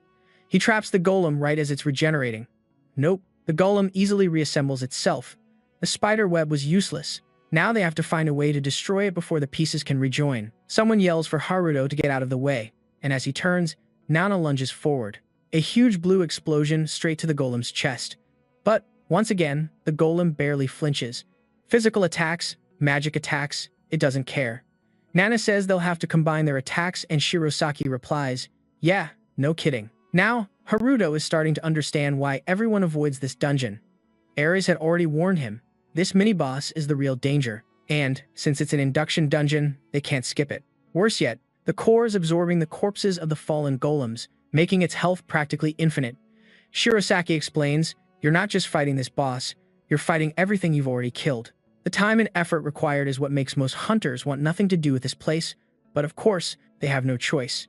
To get to the final boss, this one has to fall first. Nana says they have two options: destroy the core or erase everything they've killed so far. Back in the battle, the boss is surrounded by blue flames and, from the bead of sweat on Nana's forehead, things aren't going well. The monster starts to rebuild itself behind her again. She barely turns in time to cast another Hellfire spell. Haruto wants to help, but if he uses the powers of the sword, Ares, who knows all about it, will notice immediately, and he's being careful. No one in this world can know about his control and his trump card. Then he remembers, he still has the item from the bridge bear. Its first skill, temporarily immobilize the target. Second skill, cause damage over time. He hits CTRL+C, CTRL+U on that thing, and, even better, he combines it with his spider web. Now, the spider web not only releases a shockwave, it also immobilizes enemies with the gripping strength of a bear. And what's more, the bear's second skill drains mana and HP, charging forward, finally ready to do some real damage. Meanwhile, Nanas is standing alone in a field of fire. Grant watches her in awe, wondering if she's really trying to melt every piece of the golem. And yet, once again, the thing starts to reassemble behind her. She unleashes another massive flame attack. Seriously, where does she get so much mana? But the golem just walks through the fire and prepares a monstrous punch. It looks like she's finally running out of mana. But when a waifu is in danger, it's time for heroes. Haruto steps in, wrapping the monster in a cocoon with all his might. Even Nanase and Shirosaki are stunned. The guy just immobilized a mini-boss like it was nothing. Nanase snaps out of it and yells at him to stop posing and attack already. That's when Haruto reveals he's found a way to keep the core from escaping. Shirosaki decides not to argue, just muttering, "Fine, but you're going to pay for ordering me around." Then she casts another huge flame spell and the golem starts to disintegrate and, just then, the core reveals itself. Haruto activates CTRL+V. It's web time, but this time, combined with the bear's claws, the web doesn't just trap it, it transforms into a mouthful of teeth that bites down and locks the core in place. Shirosaki recognizes it instantly. It's the bear's useless skill, but somehow Haruto turned it into something incredibly effective. Nanase starts connecting the dots. He had the Spider Queen's skills, he was there with that other guy, he also fought on the bridge during the battle against Quisha. She's starting to suspect. It's him, the troll control guy. But instead of that, she's just glad he always shows up when they need him. Even Ares praises him and suddenly the whole team is motivated. They finally have a chance to destroy the core. However, the one who was nearby and not at all happy about it was none other than Kurosaki Takumi's bootlicker. Even Arita was confused, wondering how that kid managed to stop the core's movement. The problem was that they needed it to keep fighting to continue accumulating mana there. So, Shinoda announced they would have to deviate from the plan and everyone should get into position. Bro, the mask group was sneaking up behind everyone and no one noticed a thing. Arita asked if he really needed to get involved personally. He replied that with that weird kid blocking the core's movement, things had become a bit more complicated. While Arita was surrounded by mana containers, Satoru was approaching and watching everything unfold. He noticed that the guy who seemed to be the leader was gone, but what was he supposed to do? And then there was the question of why that girl was there and why she had so much mana stored up. Now we see why that scumbag was invisible. Just before entering the dungeon, Haruto had given him an item saying it helped with camouflage. He was supposed to fight as little as possible and, when the opportunity arose, turn invisible and hunt the enemy who was probably also there. Back in the dungeon, Satoru was feeling confident, especially since our protagonist had Shirosaki and Nanase by his side. In fact, I saw the picture and thought that's what he was going to say. But the guy trusted Gerudo so much that he only considered the three of them equals. The two guild leaders didn't care that he was the one who was going to finish everything, since he had already captured someone. He gave the greedy guy a free pass, and then, just like that, he delivered a sword to the core, which exploded. With that, the damn shifting golem was destroyed. The bastard was immediately flooded with level-ups and, of course, he received the most important thing, the key to the sealed heart, which granted access to the next hidden part of the dungeon. Grant tells Eris that he's now closer to seeing his mother. This guy is thrilled, even though he only got a tiny key. Calm down. She replies with exactly that, saying the real challenge was just beginning. Meanwhile, our boy Gerudo is more interested in checking his status window. He went up 9 more levels and, naturally, all his stats increased. If he activates the sword's power, he should be as strong as someone at level 285. In no time, he'd become a hunter capable of farming on his own. He's celebrating like an idiot while emptying his bag and wondering if he's lost his mind. To him, it was ridiculous that someone would celebrate so much after defeating an average boss like that. But Nana answered herself, "Sure, you complain that he's celebrating, but he was starving to kill that beast." He tries to say it was only a matter of time before he finished them off, when suddenly something appears behind him. Not just behind him, pillars rise up around everyone. Apparently, it was some kind of bomb that hunters plan to kill monsters. But now, bro, it was being used against them, and just then Shirosaki told everyone to get down. The whole place exploded. Bro, that was like an atomic bomb. What the hell? Wow, those little hunters were already all squashed on the ground. Poor things. Someone could just hit Ctrl+Z, right? That would be so convenient. Walking among the bodies, Kurosaki said it had cost a fortune to prepare all that.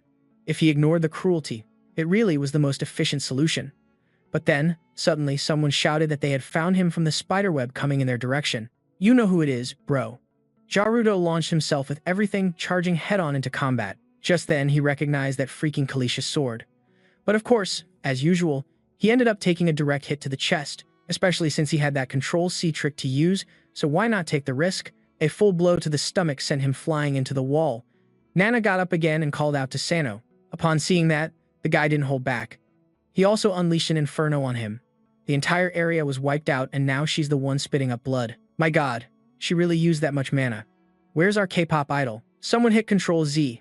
I mean, she's the enemy.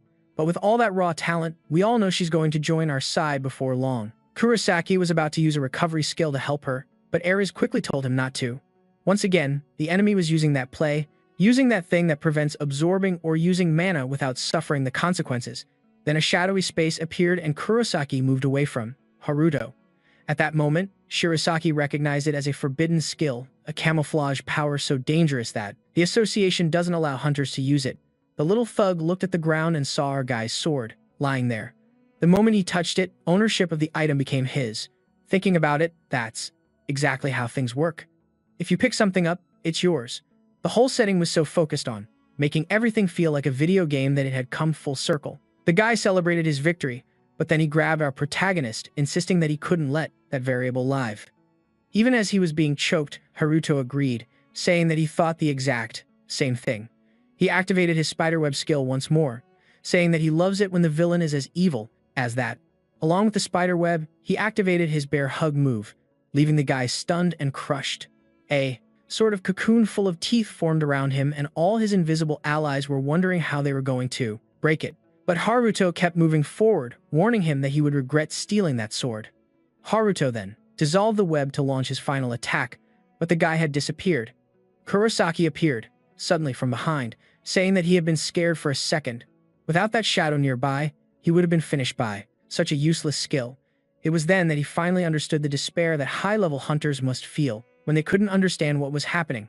Haruto then told the guy to calm down, and asked if he didn't even know his own nickname. The mana delivery man, right? It was the first time he had tried sending mana so far, but apparently it worked. At that moment, the fool felt the pressure. Kurosaki admitted he had no idea what had happened, but he was suddenly overflowing with mana and ready to get his revenge on that bastard. A pentagram of energy appeared in the sky, and Kurosaki knew that if he took that attack, he wouldn't even come close to surviving. He immediately ordered his usability to be deactivated, and then here comes the bastard, hitting Ctrl+Z as all the stored mana began to disperse. With that, the Mountain Golem dungeon would be reinstated and reset. Wow, bro, how does that even work? Is time going to rewind? I doubt it. It's nothing like that. It just starts reassembling the golem's stones, and of course, the creatures will reappear from scratch. At that very moment, the first golem charged in to hit Kurosaki. The problem was that he was still under the effect of that gas that prevented mana absorption. All the mana he had was what our guy had given him, and the worst part was that he had to keep those barriers active until everyone woke up. Then, looking back, he saw Nene's hitting the boss once again. A little confused, he learned from her that apparently he didn't even know Haruto's nickname, the mana delivery man. That sly dog. Ares, standing right next to him, commented that the boy's ability seemed to be the power to distribute infinite mana to his allies, but Shirosaki found that very strange. This type of mana distribution should be exclusive to a priest. Besides, a female hunter of the Nane's level would require absurd amounts of mana. Not just anyone could supply it to her. And it wasn't just her, everyone was fighting, which made no sense, unless he was really capable of generating infinite mana. I didn't even know such a unique skill existed. If it were true, having Haruto in the guild would be much better than constantly hunting that infinite mana golem. It doesn't make sense to a certain extent, but it's still baffling, since no one seems desperate for mana, except when they're running out, then they do need it. Then, Nanase explained everything. Everything that happened on that bridge was the work of that damned Bloody Tower guild. Grant agreed, but pointed out that the dungeon had now been reset and this could happen again. However, Ares insisted that it wasn't that easy to reset the dungeon. Otherwise, they wouldn't have waited until such a crucial moment. At least with this reset, she was sure that the probability of the secret dungeon appearing had increased drastically. Nanase, on the other hand, believes something isn't right. There were far fewer golems this time. Shirosaki immediately noticed that the ones she melted with the blue flames weren't coming back to life, and now they were both worried about our dear Haruto, fearing he might have been killed. Finally, people are starting to worry about our boy. He's out there all battered, hating himself for letting that guy escape. As soon as the dungeon reset, Haruto charged head-on, but the guy easily defended himself, warning that a low-level hunter like him wouldn't stand a chance. Still, Haruto just grabbed his hand and activated a web that left it immobilized. Enraged, the guy struggled to break free, screaming that the bastard was like a disgusting insect. Then, an explosion erupted beneath them. Kurosaki had unleashed the power of his sword. A second later, Haruto found himself lying on a pile of snow, and when he looked around, no one was in sight. Meanwhile, at the Hunters Association, two guys on the right were saying there was nothing to worry about because Master Shirosaki was with a group. The one with the goatee replied that the biggest problem now was how they were going to handle this so-called bloody tower, since they didn't have much information. The guy in the black suit slammed a tablet on the table and said that the Midas Guild had discovered a few things. Aokshi then explained that these guys were so confident thanks to the involvement of an international guild called Starfield. Both men were surprised. The one with the goatee even asked why a guild as big as that would try to make moves in a place as small as Japan. The bald guy added that was precisely what scared him. Whatever it was, what was happening in that dungeon was huge. 15 years ago, when the accident happened, that same dungeon exploded, and a bunch of golems started roaming the city. Back then, one of the most powerful priestesses in the world, Nishihara Moka, managed to seal them again. I mean, I even wrote down her name just to find out in the next panel that she was already dead. What a shame. Takeuchi then commented that the item sealed in the dungeon was really strange, as it was attracting people from other countries. He also mentioned that Nishihara's daughter was involved in all of this. And yes, we all know her. Our beloved Ares. At least she believes her mother is still alive. The guy with the sideburns asked if she was after the sword or if she was only interested in knowing about her mother's death. It was then that the bald guy explained that Nishihara's death was never confirmed, leaving everyone confused. All these people had been declared dead. So, what was this uncertainty? He continued, saying that a hunter came out of that dungeon just 5 years ago and saw Nishihara there, coming from her own territory. The problem is that Starfield hasn't revealed much more than that. All he knows is that a lot is happening in there. Just as he was about to speak, someone burst through the door announcing they were in trouble. The chairman ordered him to quickly explain what was so important to stop the meeting. He pressed a remote and reported that a dungeon break was happening. Behind a car, someone sent a message saying that they needed help. A bunch of golems had suddenly appeared in the city and were roaming everywhere. Everyone in the meeting jumped up in alarm. Takeuchi knew that those were precisely the creatures they were supposed to hunt in the snow. Inside the dungeon, Kurosaki was still totally beaten up. Arita asked if things were going to be okay. It was the first time she'd seen him so badly injured. He told her to see for herself. Finally, they had found the hidden heart of the mountain. Just beyond the bridge, there was the secret entrance. Arita got excited. She was finally going to get the heart of a giant golem. Her team advanced across the bridge, but Satoru was nearby, invisible, watching everything unfold. He never imagined these guys would actually find something like that. One of the masked men reached out and felt a strange barrier, alerting the boss that something was blocking the way. Kurosaki reached out, thinking that those damn guys from Starfield really had all the information. This was definitely the place that had been sealed 15 years ago by the great Nishihara Tomoka. He then warned everyone to get ready to break the barrier, but asked them not to get distracted. That led Arita to use all her mana capsules to revert the sword's state. Then, deadenly, he looked back and said there was a rat nearby. He aimed the sword toward the bridge and commented that it was audacious, while his guild quickly tried to use stealth. Satoru suddenly realized they were screwed, and then Kurosaki launched a slash at him. The scene changed to another nearby area. A rabbit was hopping around, when out of nowhere a small golem appeared and pierced it. The golem took the creature's crystal and began to consume it. Wow.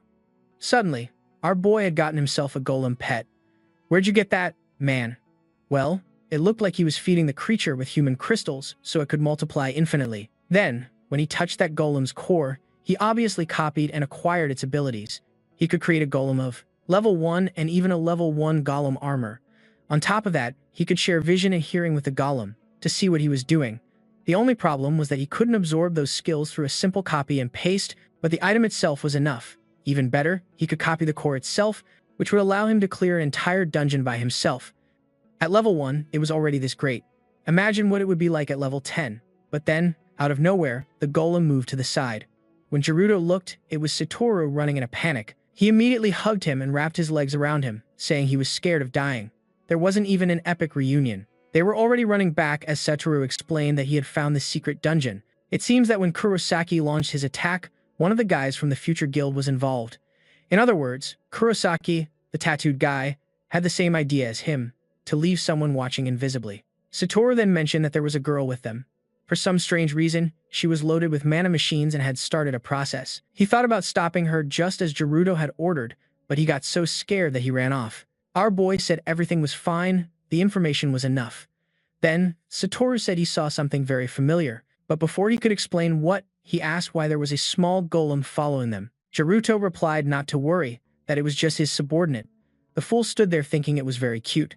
In the next scene, they were already on the bridge outside the dungeon looking for Kurosaki. The protagonist told Satoru to go find the other two while he waited there. He felt unsure, but the protagonist reassured him, saying he had a small golem to watch everything around him. Satoru didn't have much of a choice, and our boy even handed him the golem's core. That way he could have his own subordinate, which although it looked weak, it actually had a solid attack. The guy was totally thrilled to have received such an expensive item. It wasn't like he had given him the original. He kept all the copies he had made. Gerudo was starting to like that rascal. Even though he was already a rich guy, a billionaire, a trillionaire, he was actually quite simple. With that, Gerudo activated the golem's core once more. When the skill activated, and I hadn't mentioned it before, it said the golem would take whatever form he imagined. That's why this time he made it look like a little bird and, with their senses shared, he could easily watch everything they were doing. Shortly after, he saw the girl holding the sword and realized she was the one Satoru had mentioned. The problem was what was happening with that sword and why there was so much mana floating around. Arita activated her Control-Z skill and a huge blast of energy began to flow into the sword, and bro, its durability went from 6% to 100%. Seriously, that Control-Z is totally broken. I thought it was just a small recovery, but it completely reset the sword. Completely. She was left completely exhausted and Kurosaki thanked her for restoring its durability to the max. You better be careful, girl. Now that you're no longer useful, that sword is going to cut off your head. Hearing all this, Gerudo realized that a skill to restore a sword like that shouldn't exist. Maybe she was like him, a person who instead of having a skill has a gift or a curse. And that bastard was already planning to copy her talent, although it probably wouldn't be easy to kill her husband. That's when he wondered, could he really copy someone else's skill? First, he thought about trying it on someone, but more importantly, he wanted to make that girl an ally. Kurosaki then celebrated, saying that the time had finally come to take down the barrier of this place. Without much difficulty, he inserted the chalice sword and a bunch of chains began to break. A huge circle appeared and a strong gust of wind blew, while our guy watched everything from afar. He knew that was the barrier preventing anyone from entering. Kurosaki continued to celebrate that without the key in Starfield's information, there would be no way to get there. Only that sword could break the barrier created by Nishihara. Arita asked him to explain why. He explained that the true owner of that sword back in the day was Nishihara's husband, known as Frederick Huge. He disappeared in this dungeon 15 years ago, and that's when she sealed the entire place, leaving only the sword with the power to destroy it so he could return. So many details our guy had no idea about. He even recognized the name Frederick. The guy was considered a sword god back then, and apparently, the family of Ares was much more important than he had ever imagined. Then, the little thug said he was tired of talking and that it was time to break it. With the sword firmly planted, he activated a level booster. The entire area was bathed in golden light, blinding everyone and even destroying the nearby golems. Now it made sense why they had to restore the durability. There was no way that 6% would have been enough. Finally, the barrier began to crumble. Kurosaki celebrated, saying he never imagined it was nothing more than a hologram. Now it was time to enter that place and find the golem's heart after all these years. The problem was that thanks to Haruto, he didn't know whether to wait for the others or go after them alone. Meanwhile, in southern Italy, in an S-rank dungeon, bro, the image of a hunter being torn to pieces on the ground was incredible. As he lay there in agony, the guy muttered that just killing him would have been enough. So, why kill everyone? The guy with the white gloves replied that if only he died, they would label him a murderer, but if everyone died, it would just be called a dungeon accident. I mean, with a snap of his fingers, he vaporized that guy. What the hell? Another control skill. This guy has a Control-A. When someone dies, their skills are transferred to the nearest person who can use them. Yeah, considering Control-A is like Select All, it makes sense, right? He cuts the guy's neck and you can see he has a stunner similar to Yudo's. What the hell? Now he used Control-A to select everyone, then Control-X to cut the chosen targets. It seemed like he created some kind of spatial crater and everyone just disappeared. Then he senses someone approaching and when he turns around, it's an elf or maybe an elf. I'm not sure. I know that person praises his Control-A, saying that it's evolving more and more. He replies that he hates how this ability forces him to kill people to steal their cursed skills. Oh, so he's stealing all the Scotterl? Huh. Damn. Our protagonist better be careful. If word gets out that there's a king of Control-C out there, they're going to start hunting him. The elf is wearing a skirt, but I'm not sure if I can trust her yet. Guys, these authors have been tricking me a lot lately. I'm getting pretty suspicious. The elf says that the only skill you can copy without killing is the famous Control-C. The boss replies that they've been looking for that bastard for a long time, but they have no idea where he is. Maybe Control-C doesn't even exist. I'm telling you, I think it might be a man, bros. Ah, you sly author. You really thought you were going to fool me. Huh, I'm tough, bro. Then, he explains that a person with Control-C existed in his dimension, so one must exist in this one too. Then one asks, where's Control-F? And another wonders, what happened to Control-Z? Bro, there are too many controls. At that moment, they mention that the barrier Nishihara had created has just been broken. Control-Z was important, but even more crucial was getting the golem's heart, an essential item for using those cursed skills to their full potential. Back in the dungeon, we see Shirosaki arrive. It seems they ran all the way there, but they didn't find anyone. It looks like our dear Haruto went back and called everyone. Right, kid? Ready? Let's be honest. If I were alone against that guy again, I'd be in even bigger trouble. There was only one path, so I knew the best move was to push forward. Nanase has no idea who's behind all this, and Ares says that as far as he knows, it could be Starfield's doing. Nanase gets scared, asking why Starfield would get involved in something like this. The #1 international guild shouldn't be messing with a bloody tower guild. Ares mentions that he thinks his mother is the reason for all this. As Haruto listens to all these details, he starts to realize that ever since the bridge was destroyed, everything has been leading to this moment. He looks at Ares and starts to wonder if their real target wasn't the key at all, but her. Could be. How did you reach that conclusion, Einstein? I still can't see that possibility. At least Shirosaki knows what's more important and tells everyone to start running again because they have to catch those guys. Instead of just speculating, they should capture that bastard and force him to spill everything. Meanwhile, Satoru runs with his little golem and Shirosaki asks what that's all about. When Satoru says it's a minion he got from our dear Haruto, the guy looks a little confused. Nanase then asks the protagonist why he handed something so valuable to her. He replies, it's good to leave valuable things with someone who has money, right? If the kid loses it, he'll get it back. She smiles a little, like she always does whenever our boy says something, and suddenly, Satoru steps on something.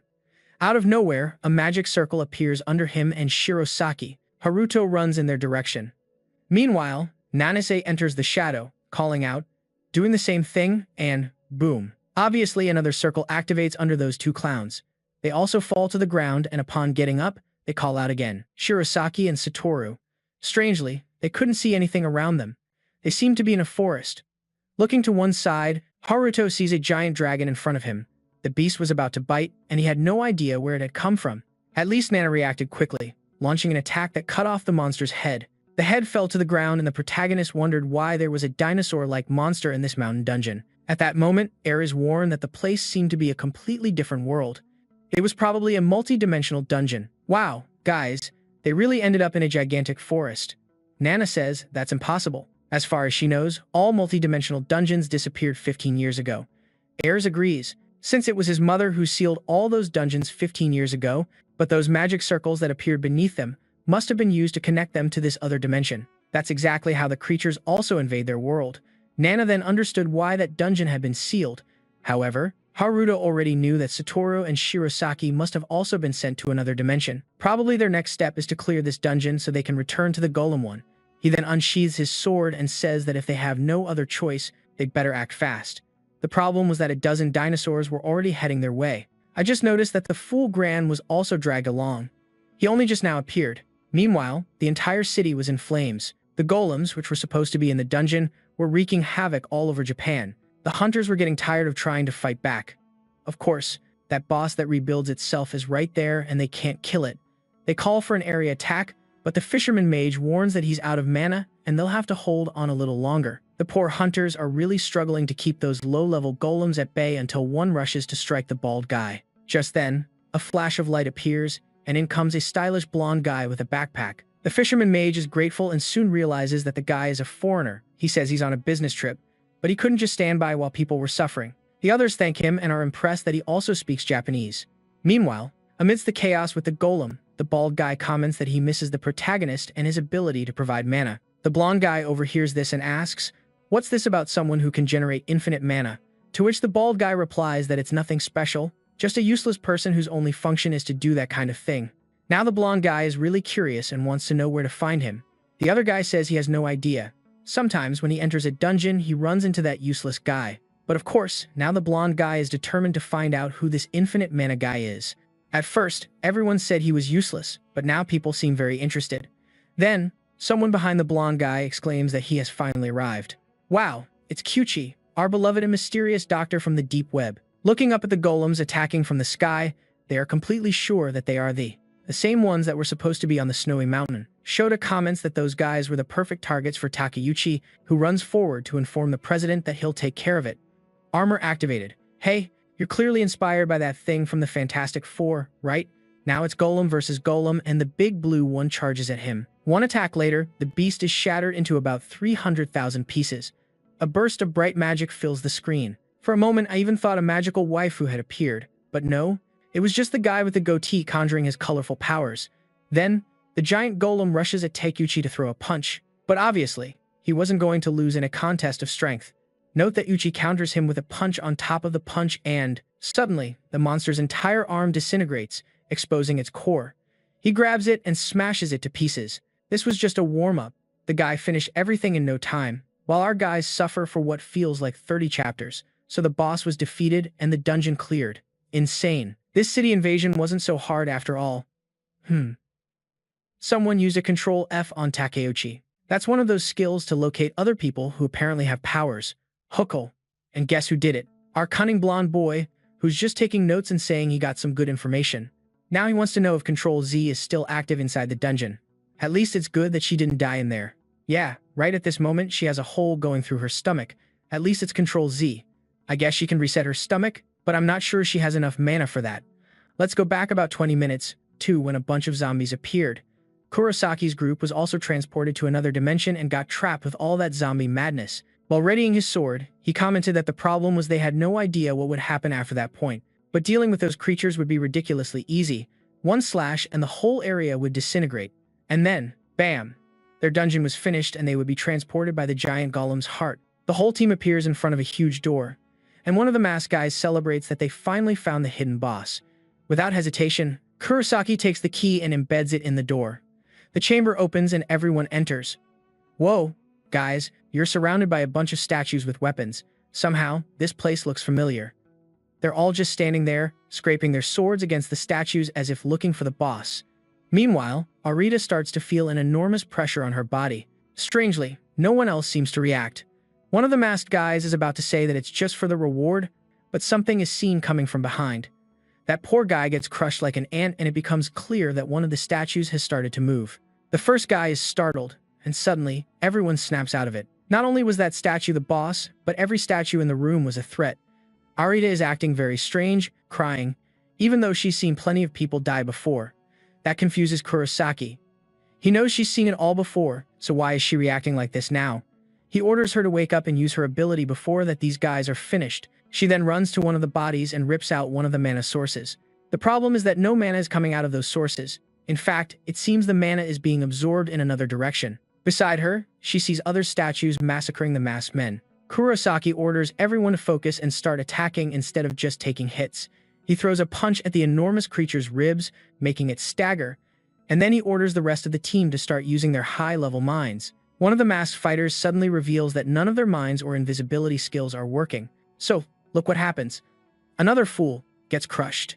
In fact, he was struck and sliced at the same time. When Kurosaki looks to the side, the only one still alive is grabbed by the hand and crushed as well. Right in front of him, a pile of bodies was starting to form. He's getting angry, not because people are dying, but because the group's efficiency is plummeting.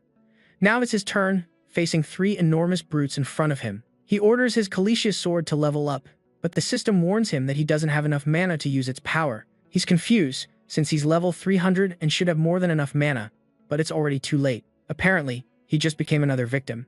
Meanwhile, Arita, acting on impulse, runs toward the mana source. Apparently, that's the reason why no one has any mana in this place.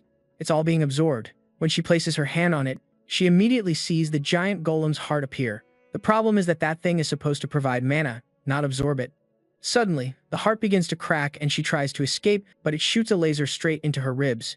She tumbles down the stairs like a piece of crumpled trash and lands face to face with a statue. And damn, these statues don't hesitate.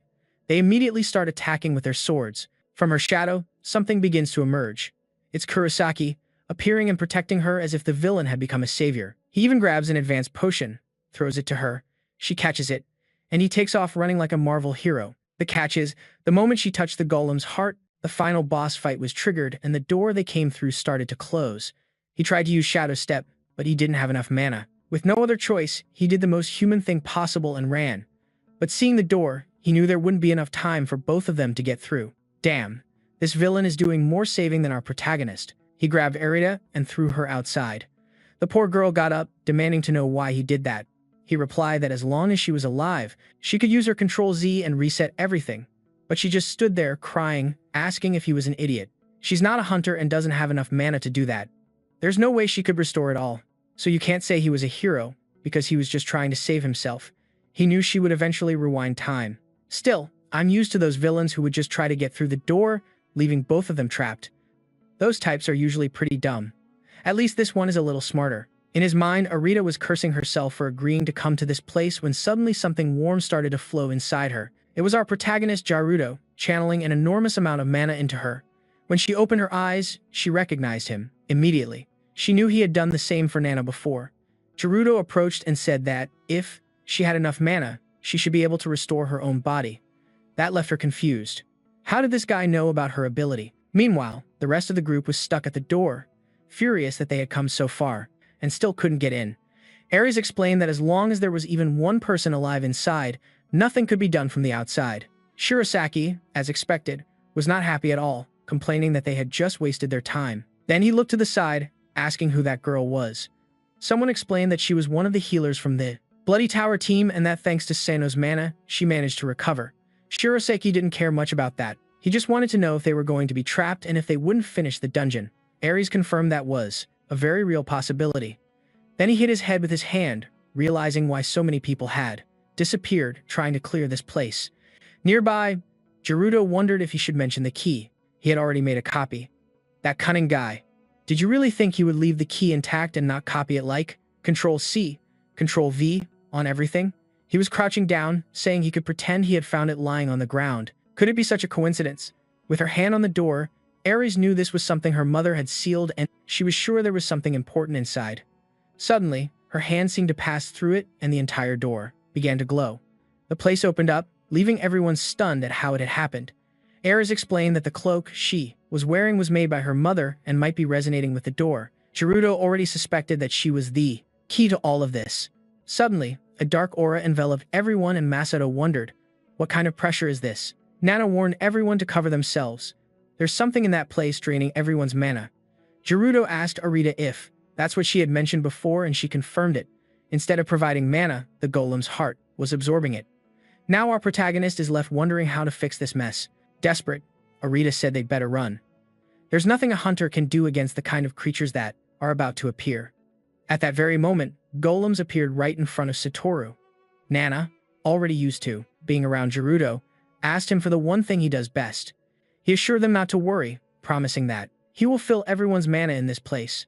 Control-C, Control-V, Control-C, Control-V, Control-C, Control-V. Over and over again. Bro, look at all the windows he's spamming. He opened his arms and spread mana everywhere. Arita was instantly confused, not understanding why this was happening. Even though the mana was being absorbed, so much was being generated that it was overflowing the area. She thought that if Gerudo could fill her up a little more, maybe her parents would return with her brother. Then, Nana powered up. This amount of mana was more than enough to finish off those golems. Seriously, a single cut and they were blown to bits. That rowdy kid pulled out his wand and unleashed some thunder, but then even more rocky projectiles flew at the guy with infinite mana. However, it was a piece of cake. He created a giant chain of lightning that shattered the entire dungeon.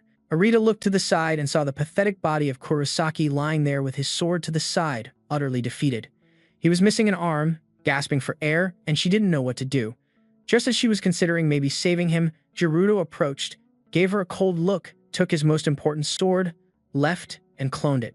And at last, he got exactly what he wanted. Now he was convinced that Arita had a skill similar to his, one that he definitely wanted to copy. But first, it was time to test another theory. Gerudo leaned in close to Kurosaki's face and tried to use his Control-C skill to copy the shadow movement. However, the system rejected it, saying the target's level was higher than his. Furthermore, the target was strongly hostile towards him.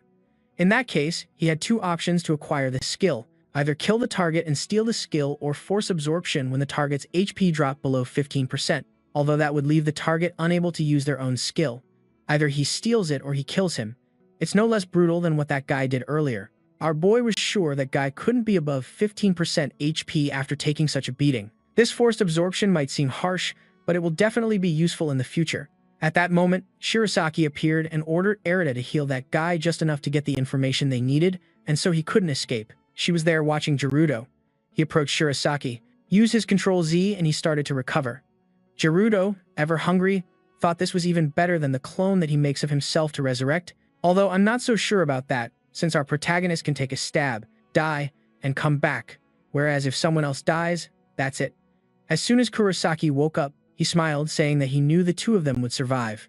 But then, the cold and calculating K-pop girl turned around and walked away. The fool was already captured, and Nanes warned him that if he tried to run, she would split him in half. He replied that she could only say that once they got out alive, since the dungeon was about to reactivate. In the center of the room, the golem's heart began to glow, and just like that, it shifted to the side. A laser shot towards Nanes, sweeping across the entire room. "Damn it," Satoru shouted in a panic, but more lasers were coming. One was aimed right at that idiot. The protagonist shouted for him, but it was already too late. But wait, guys. The little minion golem has just arrived to intercept. And as always, we jump 30 minutes ahead to see what happened in that dungeon where Shirosaki was. Our beloved Satoru, like our very own tattooed Harry Potter, was shooting lightning bolts from his wand, disintegrating every creature in sight. It was as if he saw humanoid rubble, perfect for his little golem to feed on. Shirosaki even told him to do it, since for him it was useless otherwise. So the little golem started to eat and level up to level 2. Satoru was smiling happily until the creature activated a skill that started to wrap around its body. Now, back to the present, there's the bastard with a huge armored golem. The rare sight left everyone stunned that this guy managed to evolve his subordinates so quickly. Meanwhile, Shirosaki was convinced that this was the same skill that Takeuchi used. Suddenly, attacks came flying in, and one even seemed to pierce his stomach. Yeah, he was almost hit in the head. Ares told him to focus because those attacks were made of highly concentrated mana. Not even a magic shield could block them properly. Nanas, ever the brave one, stepped forward and said that's why it was easier to block them physically. "So, watch me headbutt it," he declared, and sure enough, he charged forward and redirected the attack to the other side. Haruto realized that what he said made sense. The mana was so dense that it could alter trajectories. The problem was that they couldn't just stay there. They had to advance instead of just defending. After all, since he was giving everyone infinite mana, that crystal was also draining infinite mana from him. He had to get closer somehow or everyone would die. Watch as our clever boy activates his shadow skill along with his spider skill using Control-C and Control-V non-stop. He slips into the ground within that spiderweb effect so no one sees him activate it, leaving Gran all confused about where the kid went. Then Haruto appears behind the cube, or rather, in the shadow created by the attack's effect, and immediately attacks its hand, activating the Quasar Resonance. Bro, that was not such a good idea. After all, he bounced right off and ended up spitting like 3 liters of blood. And now the kid is acting like a total protagonist, coming back with an arrogant air, as if there's no way he could lose to that bastard using his own mana. He launches another troll owl Kodo, this time activating it along with his spiderweb. Suddenly, the entire heart is surrounded. Finally, all the relentless attacks stop for a few seconds. Everyone starts to celebrate and Haruto smiles. But don't get too excited, this guy isn't done yet. As soon as he sees it wasn't enough, he launches another spiderweb. And this time, as soon as the target is trapped, he activates the Quasar Resonance inside the web. Finally, something starts to break. Dude. The cube shatters and he levels up. The entire heart fractures and a bright light starts radiating from nowhere. The system announces, "You have destroyed the golem's heart. The dungeon is complete." Then comes another barrage of level-up windows flashing on the screen. And best of all, bro, he gets a reward. The heart of a giant golem had the ability to generate infinite mana and could absorb nearby mana up to a certain limit. But of all the people in the world, Haruto is the only one who thinks that thing isn't that useful. Still, it doesn't hurt to make a copy, so he decides to store one in his inventory. With that, his Control-C also levels up. Now it automatically copies any item that can be copied. What? As long as something is nearby, you just have to use Control-V, and that's it. I guess that's how it works. Out of nowhere, Soro starts running around showing off how amazing he is, wanting to give him a hug. But then, someone else calls out to Shirosaki, saying that by some miracle, the kid actually got the heart. Satoru is left wondering if they're insulting or praising him. Then, Nanase tells the guy to stop acting like a child. Shirosaki adds that when they get back, he wants to have a little chat with our boy. Haruto just warns, if you want to buy it, the price won't be cheap. Nenes, on the other hand, tells him to save that conversation for when they're back at the association. Shortly after, they meet up with Arita and the captured loser. Satoru approaches Arita and hands her the sword, saying that her mother's treasure has finally returned. She takes it gratefully and says everything is okay. He came back just as he promised. Grant doesn't let anything slide and asks if Haruto had used the Blood Tower Master's shadow ability. Shirosaki chimes in, saying he really saw the kid cover the distance super fast. Haruto tries to make up an excuse, saying that he was excited or all fired up. Apparently, after his atheist skill evolved, he could attach to things from afar and quickly launch himself towards them. But, of course, nobody buys that pathetic excuse. So, Nane shows up to save our boy, telling everyone that it's rude to keep asking about others' skills, and orders everyone to get a move on because they need to investigate those two scoundrels. Meanwhile, Kurosaki turns to Arita and tells her she's going to have to pay for that time he saved her. It was time for her to reset the dungeon. She asks if he's crazy, but he quickly reminds her that she doesn't have many options. She has a contract with him. As long as she wears the bracelet of Adama's deal, she can never betray her partner. In other words, as long as she has it on her arm, she'll be bound to him. Poor Arita is crying. Even though she has a Kroll Z, her life is a mess, and now she's in the hands of that scumbag who's ordering her to reset the dungeon because he risked his life to save her. And even more so, considering there's more than enough mana in the air. Suddenly, all that mana starts to converge on Arita. Satoru immediately senses that something strange is about to happen. She crouches down and slams the ground. Before the dungeon resets, Haruto tries to warn everyone to get out because everything is about to reset. Ares says that doing that would be crazy. They could end up thrown into another dimension again. So Haruto dives into the shadows and goes straight for her. He activates his web skill and asks her why she's doing this. But Arita doesn't say a word, she just sheds a single tear, hits the ground, and goodbye. Or not, Haruto manages to reach her in time and gives her a little tug on the belly. Then, everything explodes everywhere. Blocks go flying, everyone activates their barriers. Suddenly, they find themselves in a blue, disoriented state. What's going on, guys? We're in Minecraft now, and it's time to farm. Next thing you know, they're in another world, a giant portal appears, and they end up in a city that leaves me confused. Apparently, everyone was kicked out of the dungeon and Satoru is screaming our boy's name. They realize they're in the sky over Tokyo, but what the hell is going on? Ares says that obviously, has no idea either. Suddenly, someone calls out to Nanes, and when she looks, it's her father wanting to know what she's doing. Shirosaki is also baffled, asking what Shinoda is up to. I'm the one asking, you know. I'm trying to understand what happened in that dungeon. Also, why only these people? Where is everyone else? Shirosaki grits his teeth, while Nanase can only think about our boy. Barely 5 seconds apart and she already misses him. Meanwhile, inside the dungeon, Kurosaki is furious because this damn place didn't reset. Arita explains that Haruto pulled her in the middle of the enchantment, which ended up canceling it. The guy shrugs, saying it's fine, since the others seem to be gone. Besides, the handcuffs disappeared along with them. So, as long as they get the heart, everything is perfect. Of course, Haruto isn't going to allow that so easily. He activates his spiderwebs, but then he wonders, wasn't it supposed to be his Control-C and Control-B that were supposed to locate the item? My god, he mutters. Arita comments that it seems it didn't just reset the dungeon, but him as well. It can't be, he thinks. This is impossible. I'm still here with all my memories in my body. It must be that Nara changed. Still, damn it, now he's at level 1 and that's a total rip-off of his ability. She returned him to the exact state he was in on the first day he awakened. Worst of all, even his Control-C and Control-B skills have reverted to level 1. A system message appears saying that an unconfirmed item was copied and that it is now possible to paste it. But here comes the blow. While he's at level 1, Kurosaki approaches him and stabs a sword into his chest. Still celebrating, Kurosaki taunts him, saying that his idiotic face proves his level must have been reset. It was the perfect opportunity for him to die and disappear. Seeing the sword coming, Haruto has a twisted, desperate, totally protagonist-like idea. You know how he always makes a copy in case he dies, right? Except that when he made that copy, it was theoretically still before the reset. I think that's his plan, at least in his head. But the problem is that when he's about to be killed, Grant intervenes and protects him. Kurosaki then roars that Haruto better get out of there, or else a hunter from the International Association is going to die.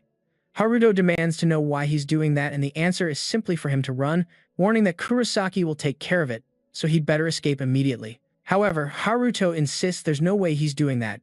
Furious at their bickering, Kurosaki declares they're all a bunch of bastards. The level difference between them is huge, but they act as if any of them could actually escape. Meanwhile, Grant is desperately trying to hold on, being slashed from all sides. The poor guy doesn't stand a chance. His sword breaks. He's thrown to the ground like a piece of trash. As always, the protagonist's friends are a joke. Then, Kurosaki moves in for the final blow, saying that taking out a member of the International Association is just perfect. Poor Grant knew there was no way to dodge it, but then Haruto jumps in as a human shield and takes a lash on his back. Grant demands to know why our boy is getting up, warning that the damn Kurosaki is his target. He doesn't want any help, so Grant should step aside. Haruto is acting like he's Thorfinn hunting Askeladd, and before anyone can do anything else, Kurosaki splits the boy in two. Grant is left speechless, watching the boy fall apart like a cracked open Kinder Surprise egg. The moment that happens, Kurosaki gets a hold of the golem's heart. He then turns to Erida and declares that from now on she is the only person he can trust. He warns her not to make any weird faces. After all, that boy died because she reset him to his original state, although maybe he should be thankful he died. It must be terrible to live with everything reset. Then, a sword slices off his arm and someone comments that yes, he should be grateful for being killed. Now his arm looks like an exploding champagne bottle and he collapses in pain. Still, our boy somehow reappears, emanating a powerful aura. Everyone is in shock. This guy was just shattered like a cracked open Kinder Surprise egg. How is he still walking on 2 feet? Looking back, Kurosaki sees that his body has disappeared. He picks up the sword, trying to understand what kind of freaking skill makes him immortal, but now Haruto has coated the sword with his spiderweb or with lightning, immobilizing Kurosaki on the spot. While he's paralyzed, Kurosaki declares that it's useless because he has Shadow Step to get out. However, when he tries to use it, the system warns him that his skill has been transferred and can no longer be used. He yells, ordering Erida to use it again, but she's gathering her courage and says she doesn't want to. Shockwaves travel through the web as he screams, asking if she's forgotten that she's under contract. If she had forgotten, she would remember now. That thing is starting to electrocute her arm. At least now. Haruto understands why this girl always obeyed him. He's convinced it's all because of that bracelet. Then, in true Chad fashion, Haruto slides down on one knee, grabs her hand, and activates something. He performs a Control-C, embedding the Quisisha frequency into that thing. Destroyed, he exclaims. Really? Was it that easy? That was way too quiet. I thought he'd pull some kind of move, NASA style, like channeling 1 trillion mana into it so she could control Z back to the day before she got the bracelet, but no, he just gave it a shockwave and broke it. Kurosaki, however, obviously wasn't happy about that at all, was he? He went straight to stop him while wondering why he couldn't use any skills. Haruto turns around and tells him to take a look, and suddenly he disappears and reappears right in front of him, saying he can't use it anymore because he stole the skill. Take that X to the chest, you fool. He falls like a fully bandaged mummy and drops like a rock. Haruto walks over to the golem's heart and takes it. He says it's ridiculous that they want something like this just to cause dungeon breaks. How many lives have been lost just for that? Wow, it looks like he's going to activate the Quisisha frequency. He destroyed the item in front of the two of them. The good thing is that now he's the only person with infinite mana in the world. The bad thing is that now he's the only one person with infinite mana in the world and will be hunted by everyone. But then the system says that because he destroyed the reward from an advanced dungeon, he received a unique reward. A small crystal orb appears in the hand of the poor guy and the system informs him that he completed the secret dungeon of the golem's heart. Now I'm confused. Did he clear it twice, or was that an even more secret dungeon? Let's see. No, it looks like the gates are opening for the rest of the clueless hunters, right? Who are a little confused trying to figure out what is going on until one of them spots our boy and calls out to him. Do they want to know what happened to the rest of the group? Nope. And our boy says they were sent somewhere else, but not to worry. Seeing everything destroyed and the fool trapped like a mummy, they want to know if he defeated all of that by himself, to which the poor guy replies that he'll leave the details for later. First, it's better if everyone returns to the association the next day. Our boy is a little tense in the meeting. Nobody is saying a word. Shinoda then comments that it's incredible that the dungeon was something multi-dimensional. That was truly some very problematic information. Tekeuchi, however, is grateful that at least now they know why dungeon breaks occur, but the leader knows that the most important thing now is that the seal that Nishihara had placed has been destroyed. Furthermore, it was a multi-dimensional dungeon that started the great disaster from 15 years ago involving Grant. Everyone at the meeting is already freaking out, saying it's too soon to make that kind of judgment. They're all arguing while Nana loses her patience. As usual, she slams her hand on the table, stands up, and says she's leaving. Man, she has things to do, like investigating the Blood Tower Association. Takeuchi tells her to calm down, saying they weren't the only ones who had a hard time. The dungeon break that happened in the middle of the city was no walk in the park either. Shirosaki has to ask everyone to calm down. Who would have thought the delinquent would be the calmest one? Takeuchi, however, stands up and says he's not there to talk about their achievements. Walking up to Judah, he demands to know who he is. This kid who was the key to clearing a secret dungeon. Our boy, ever so humble, says he's just a hunter, but obviously Takeuchi isn't going to let it slide and asks if he doesn't know who he is. But man, Aruta is getting bold and replies that he wants to know what that's supposed to mean. He just dealt with a secret multidimensional dungeon and instead of being thanked, he's being questioned. What's up with that, man? Takeuchi is already transforming, looking for a fight. Finally, everyone in the room is startled and tells him to calm down, until the chairman calls out to him and warns him that he'll get none of the reward from the job if he doesn't stop right there. Greedy like any good capitalist, he stops immediately and shuts his mouth. He leaves the room saying the damn kid was saved by the reward he wants. Aruta, on the other hand, was impressed with that stone armor ability and already wanted to copy it. A while later, in the chairman's office, our boy is being questioned. He explains that he was just a regular hunter from the Great Sage Guild, but that he's currently a freelancer. The chairman praises him. Being a solo hunter is very difficult. Besides, the work he did in the secret dungeon was incredible. Our boy, without much to say, thanks him. But it's obvious the guy wasn't going to let him get away that easily, and right on the spot he wants to know what his plans are from now on. Ares says he's going back to his country to pass on some information, and Grant announces that he'll be staying around for a while longer. Also, he's going to leave the International Association. I don't know why, but we're at Haruto's house and unfortunately his living room has turned into a competition. There isn't even enough room for everyone to sit on the couch. Obviously, he wants to know what everyone is doing there. Grant says he just left the International Association and needs a little place to stay. Ares wants to know why he did that, to which he just replies that he can't tell him for now. Satoru says he just wants to be near our boy. He doesn't even have an excuse. He could be a giant waifu, but no, right? That damn guy. Nana says she's there to pass on some information from Arita. Just then, Haruto wants to know, right, where those two rascals are. It seems Kurosaki is in the hospital, since Arita didn't want to use the COLZ on him. As soon as he regains consciousness, they're going to transfer him to prison for questioning. Meanwhile, Arita is being interrogated, or actually, she's using her right to remain silent and is just keeping quiet during the interrogation. Unbelievable. Nana, on the other hand, is already sure there's something going on between those two troublemakers. Are you jealous? Then she reveals that Arita is a member of a K-pop dance group called IF. Satoru seems to recognize it, saying that it makes sense now because he felt like he'd seen her face before. Haruto then explains the whole bracelet thing, right? That it forced her to stay by that guy's side and says he doesn't think she'll keep acting that way. As soon as he gets a chance, he's going to the association to talk to her. Now he wants to know why Shirosaki is there. The guy, half embarrassed, says there's only one reason he's in that place. Grant warns that if it's for the golem's heart, he'd better forget about it. Since the protagonist destroyed it in the dungeon, no, everyone is surprised and immediately Shirosaki grabs him, shaking him back and forth, wanting to know why he would do something like that with such a rare item, until the rascal shows the other one, not maliciously. He's the king of clones. Haruto, half embarrassed, explains that what he destroyed in the dungeon was actually a fake. Grant, however, is sure that's impossible, since if he hadn't destroyed the real one, the dungeon wouldn't have been cleared. At that very moment, Shirosaki drops about 5 billion in the middle of the room. That was the price he was willing to pay for that item. Our boy was surprised, but Nana told him that was a small amount, boy. It was certainly worth much more than that. The association was willing to pay 8 billion. Satoru, however, showed the guy that there was an online auction for rare items and that you could start with a bid of 10 billion. Shirosaki then says he didn't come there for nothing and that the boy had promised to sell it to him. Out of nowhere, he drops about 20 billion, saying that no matter the price, he's willing to take it. Sometime later, lying in bed, he couldn't believe they were offering 20 billion for that item, not to mention that one was made with copy and paste. Right, imagine if he starts selling several to other countries. For those who don't know, you must be wondering why he can now copy, paste, and deliver.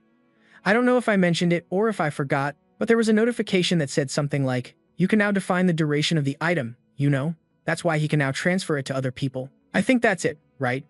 If I get any different information, I'll pass it along again. He was all happy celebrating until he stood up, saying he had forgotten about the unique reward, a small crystal ball that was a sealed item which would break upon inserting mana into it. For the kid, inserting mana was the easiest thing in the world. As soon as he puts in enough mana, a golden triangle appears. It was a dimensional piece. When you gathered 5 of them, you could open a gate to any dimension you wanted, and the pieces had a property where one attracted the other. However, The number and level of dimensions that could be opened depended on the level of the key. He's all confused, but it seems he's going to need another 4, right? In order to open some place out there, apparently. Obviously, he tries the basics, right man? Hitting Ctrl+C and Ctrl+V, but the system informs him that this item cannot be copied or pasted. He gets furious, saying that this piece of junk never works when he needs it most. Suddenly, someone knocks on the door and he says to come in. It's that damn Grant, who is always on top of everything, saying there's something he wants to confirm. The two face off for a second, and what's this? He drew his sword. Gerudo is about to ask what he's doing, but he goes straight for a slash across our guy's chest. Yeah, obviously, I'm guessing he wants to test if he has the ability to go back in time. But before we find out if that's really it, let's see what happened 15 years ago, during the Grant disaster in Europe. There's a dragon there that looks more like it's smiling than angry, but anyway, it's gigantic, holding a bus in its hand. Some guys tell the mage that the beast is a fire type, so it would be good to use an ice attack. And there he goes, all Naruto Uzumaki style, jumping from the head to the arm to the back, and launches the ice attack directly at the monster. But, apparently, the creature easily protected itself with its wings and threw him back. The group had no idea how they were going to defeat an S-rank creature. Just like that, out of nowhere, the dragon prepared another flame attack and swept the entire street and, apparently, there's Grant standing with his back turned like an idiot while his friend escapes. The appearance of an abnormal creature turned the land into hell and, like someone who had just awakened, Grant threw himself towards death. The explosion was coming, man, and he just stood there waiting for the impact until someone asked him if he was okay. When he looked up, there was a huge guy holding an enormous shield. I think it was a shield with all reddish armor. Grant recognized him instantly. That was the most powerful hunter of that era. The one and only Frederick Hugg, right? Who's also the husband of Ares' mother. Everyone is connected. But, from one second to the next, the guy gets bitten by the dragon, man. And only a small piece of his body was left. Grant screamed in despair, but suddenly, the boss's expression changed and it started spitting up blood. Its body filled with bubbles and the creature exploded from the inside out. Of course not. Kid, we were already expecting it. It was that Frederick guy, appearing in grand style, wielding the brave sword. Obviously, Grant was confused. That guy had just died right in front of him. Hey, kid, that's the famous Tomoka Nishihara. Could it be that she's alive? We're going to find her in another dimension. Where's all that health? Well, she could have passed that vitality to Ares, couldn't she? That wretch? And she's over there saying she already warned him not to use those skills in front of other people. Grant realizes he didn't die from the explosion, only because she put up a barrier, and Frederick says that unfortunately, this time it was an emergency, since that monster had to be eliminated. She then goes and gives him a little hug, saying that it really makes sense, since the scales of that creature were as hard as steel. Then Frederick tells the big guy to keep everything he saw a complete secret. He agrees, and right after, other hunters appear, impressed that the boss had been killed. He then goes into his beloved's arms and says it's time for them to leave. Grant, poor guy, completely out of the blue, looks at the man, puts a hand on his chest and tells him to remember him. His name is Mergrant, a newly awakened one. Frederick gives the humble man a small smile and says he will remember that name. The fool was left there thinking that the strongest hunter in the world had a skill that transcended death. What he never imagined was that he would find another person with that same type of power. He knew it was crazy, but he wanted to see it with his own eyes. After plunging the sword into Haruto's chest, the very next second, he was already behind him asking what he was trying to do. At that moment, he relaxed. Just as he suspected, that kid had the same ability as Frederick. He then apologizes, saying he only tried to kill him to confirm something he was suspecting. Obviously, Haruto tells him that was crazy, and the problem is that someone else nearby calls out to him. Satoru, of course, had also seen everything. Now things have gotten complicated for our boy. Next scene. Grant is banging his head on the ground, begging for forgiveness. Haruto asks him where the hell he learned to do a dogaza. You know, that Japanese thing where you hit your forehead on the floor. Ares explains that it was she who taught him in Asia. She says, this is the proper thing to do when you've committed a crime. Then Grant says, to atone for my sin, I swear I will stay by your side forever, Haruto.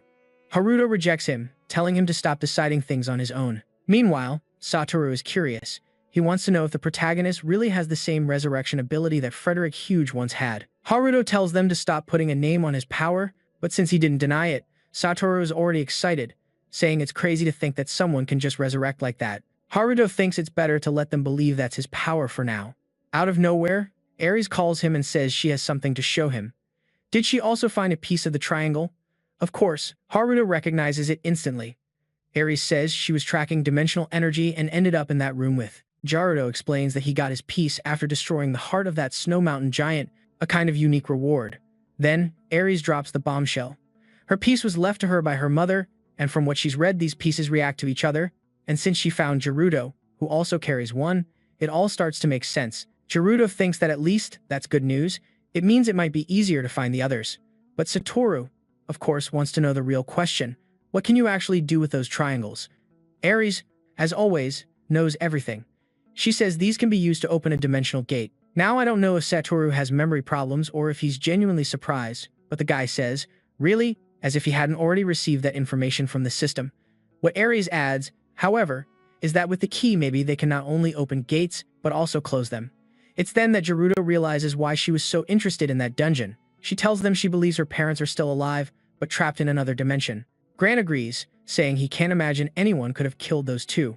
Satoru wonders if maybe the keys only exist in this world or, worse, that wherever her parents are, the gate can only be opened from the outside. Ares admits that's a possibility. Or maybe her parents actually chose to stay in that other dimension for some reason. Gerudo thinks that would only make sense if something even worse than the Great Catastrophe was about to come and they wanted to avoid it. But the important thing now is that they not only have a way to access other dimensions, but also to close them. As everyone stares at the triangle pieces on the table, Satoru wonders how they're supposed to connect them.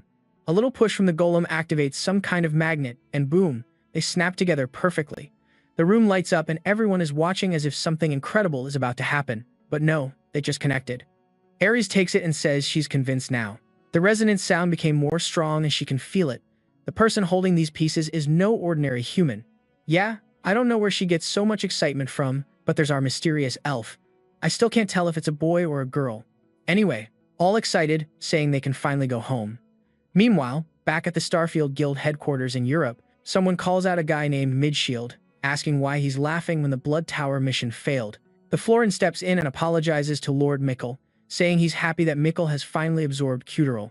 That's the teleportation gift, right? With that, he's one step closer to becoming a transcendent. The guy teleports again, then sits down, saying that for now, it only works over short distances. The catch: the skill will only level up when he gets CTRL+C. Midshield says it won't take long. His piece has just started to resonate strongly, which means one of the 5 has been connected. Michael remarks that, clearly, Midshield is eager to return to his homeland. He asks if there aren't any dimensional keys in the land of the elves. The elf says there are keys, but the dimensional gates there no longer can be opened. 15 years ago, the witch took Kaneshira, sealing all the dimensions that connected her world to Earth. She tried to do the same thing on Earth, but the gates transformed into spatial keys. Michael realizes that's the reason why combining the pieces allows you to open everything up again. The elf nods, saying that the first step is to return to their homeland and access the sacred tree, Yggdrasil. There's something there similar to CTRL+C, something that once absorbed helps you develop other talents. Michael asks if he's sure about that, especially since the first time they met, Mitchell seemed quite surprised by his talent. The guy starts to tremble, clearly not knowing how to answer.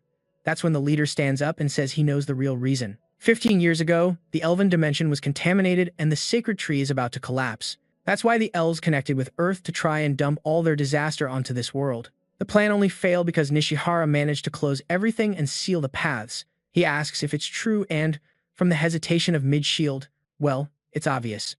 But then the leader just shrugs. He doesn't care.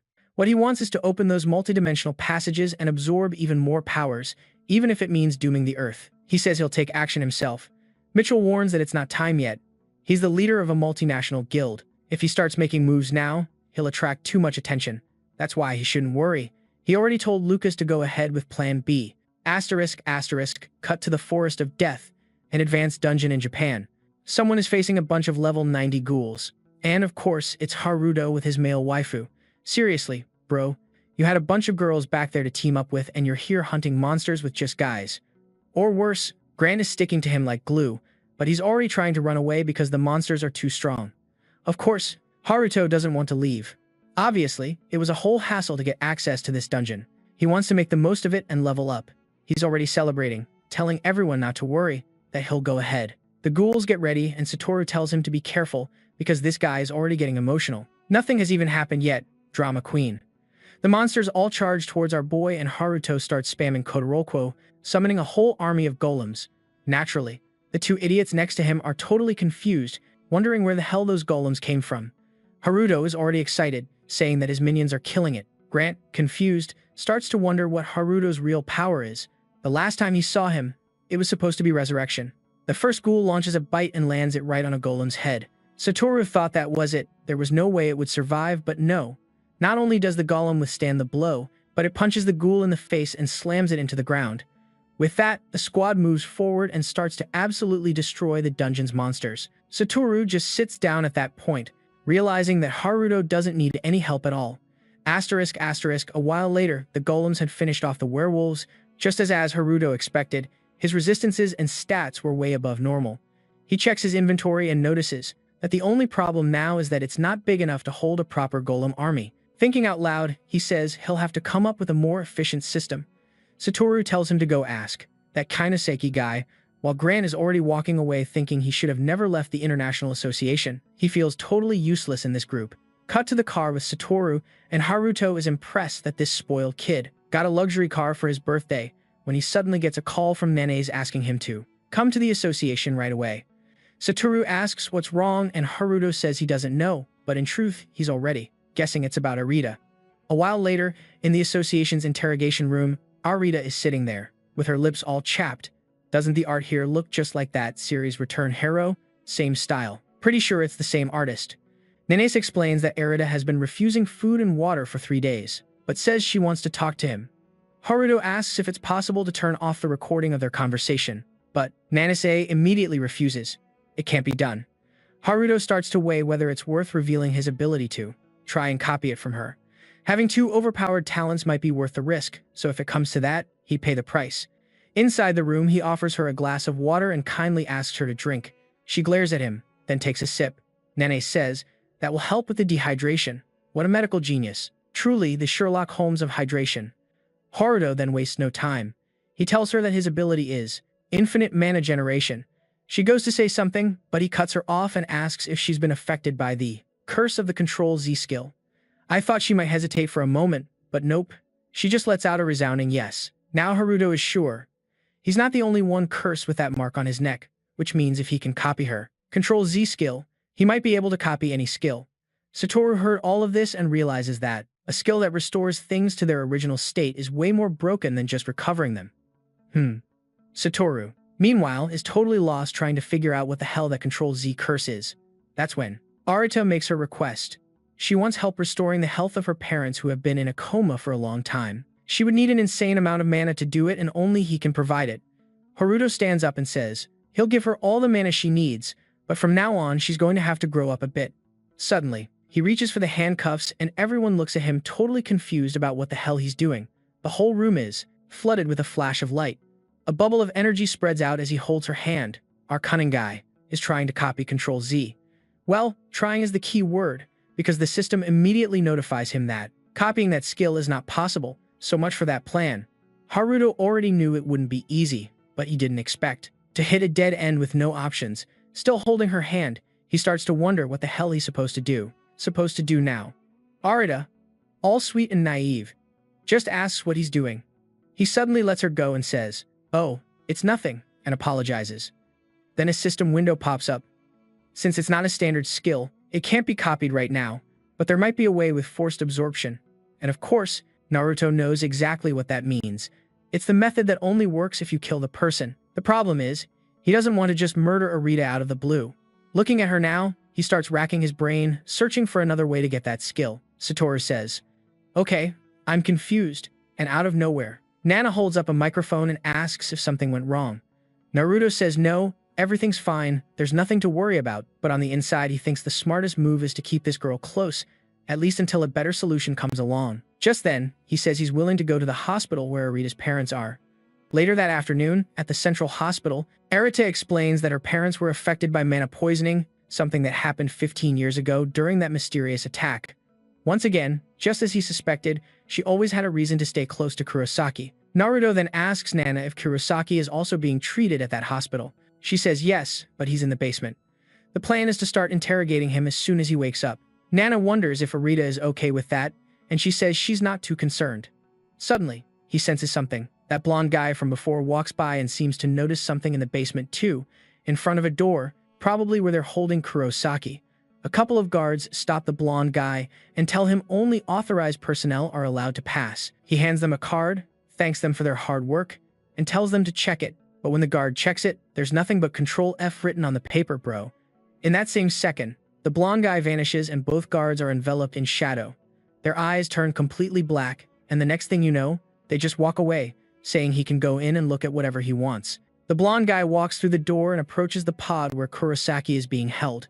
He activates a glowing purple orb in his hand, remembering how someone once told Lord Lucas that he was the only one who could pull this off. It was Midshield, the elf, who told him that if the Blood Tower mission failed, his job was to place several of those orbs all over Tokyo. He had asked him what kind of cursed things they were, and Midshield told him they were the contaminated fruits of Drassel brought from their homeland.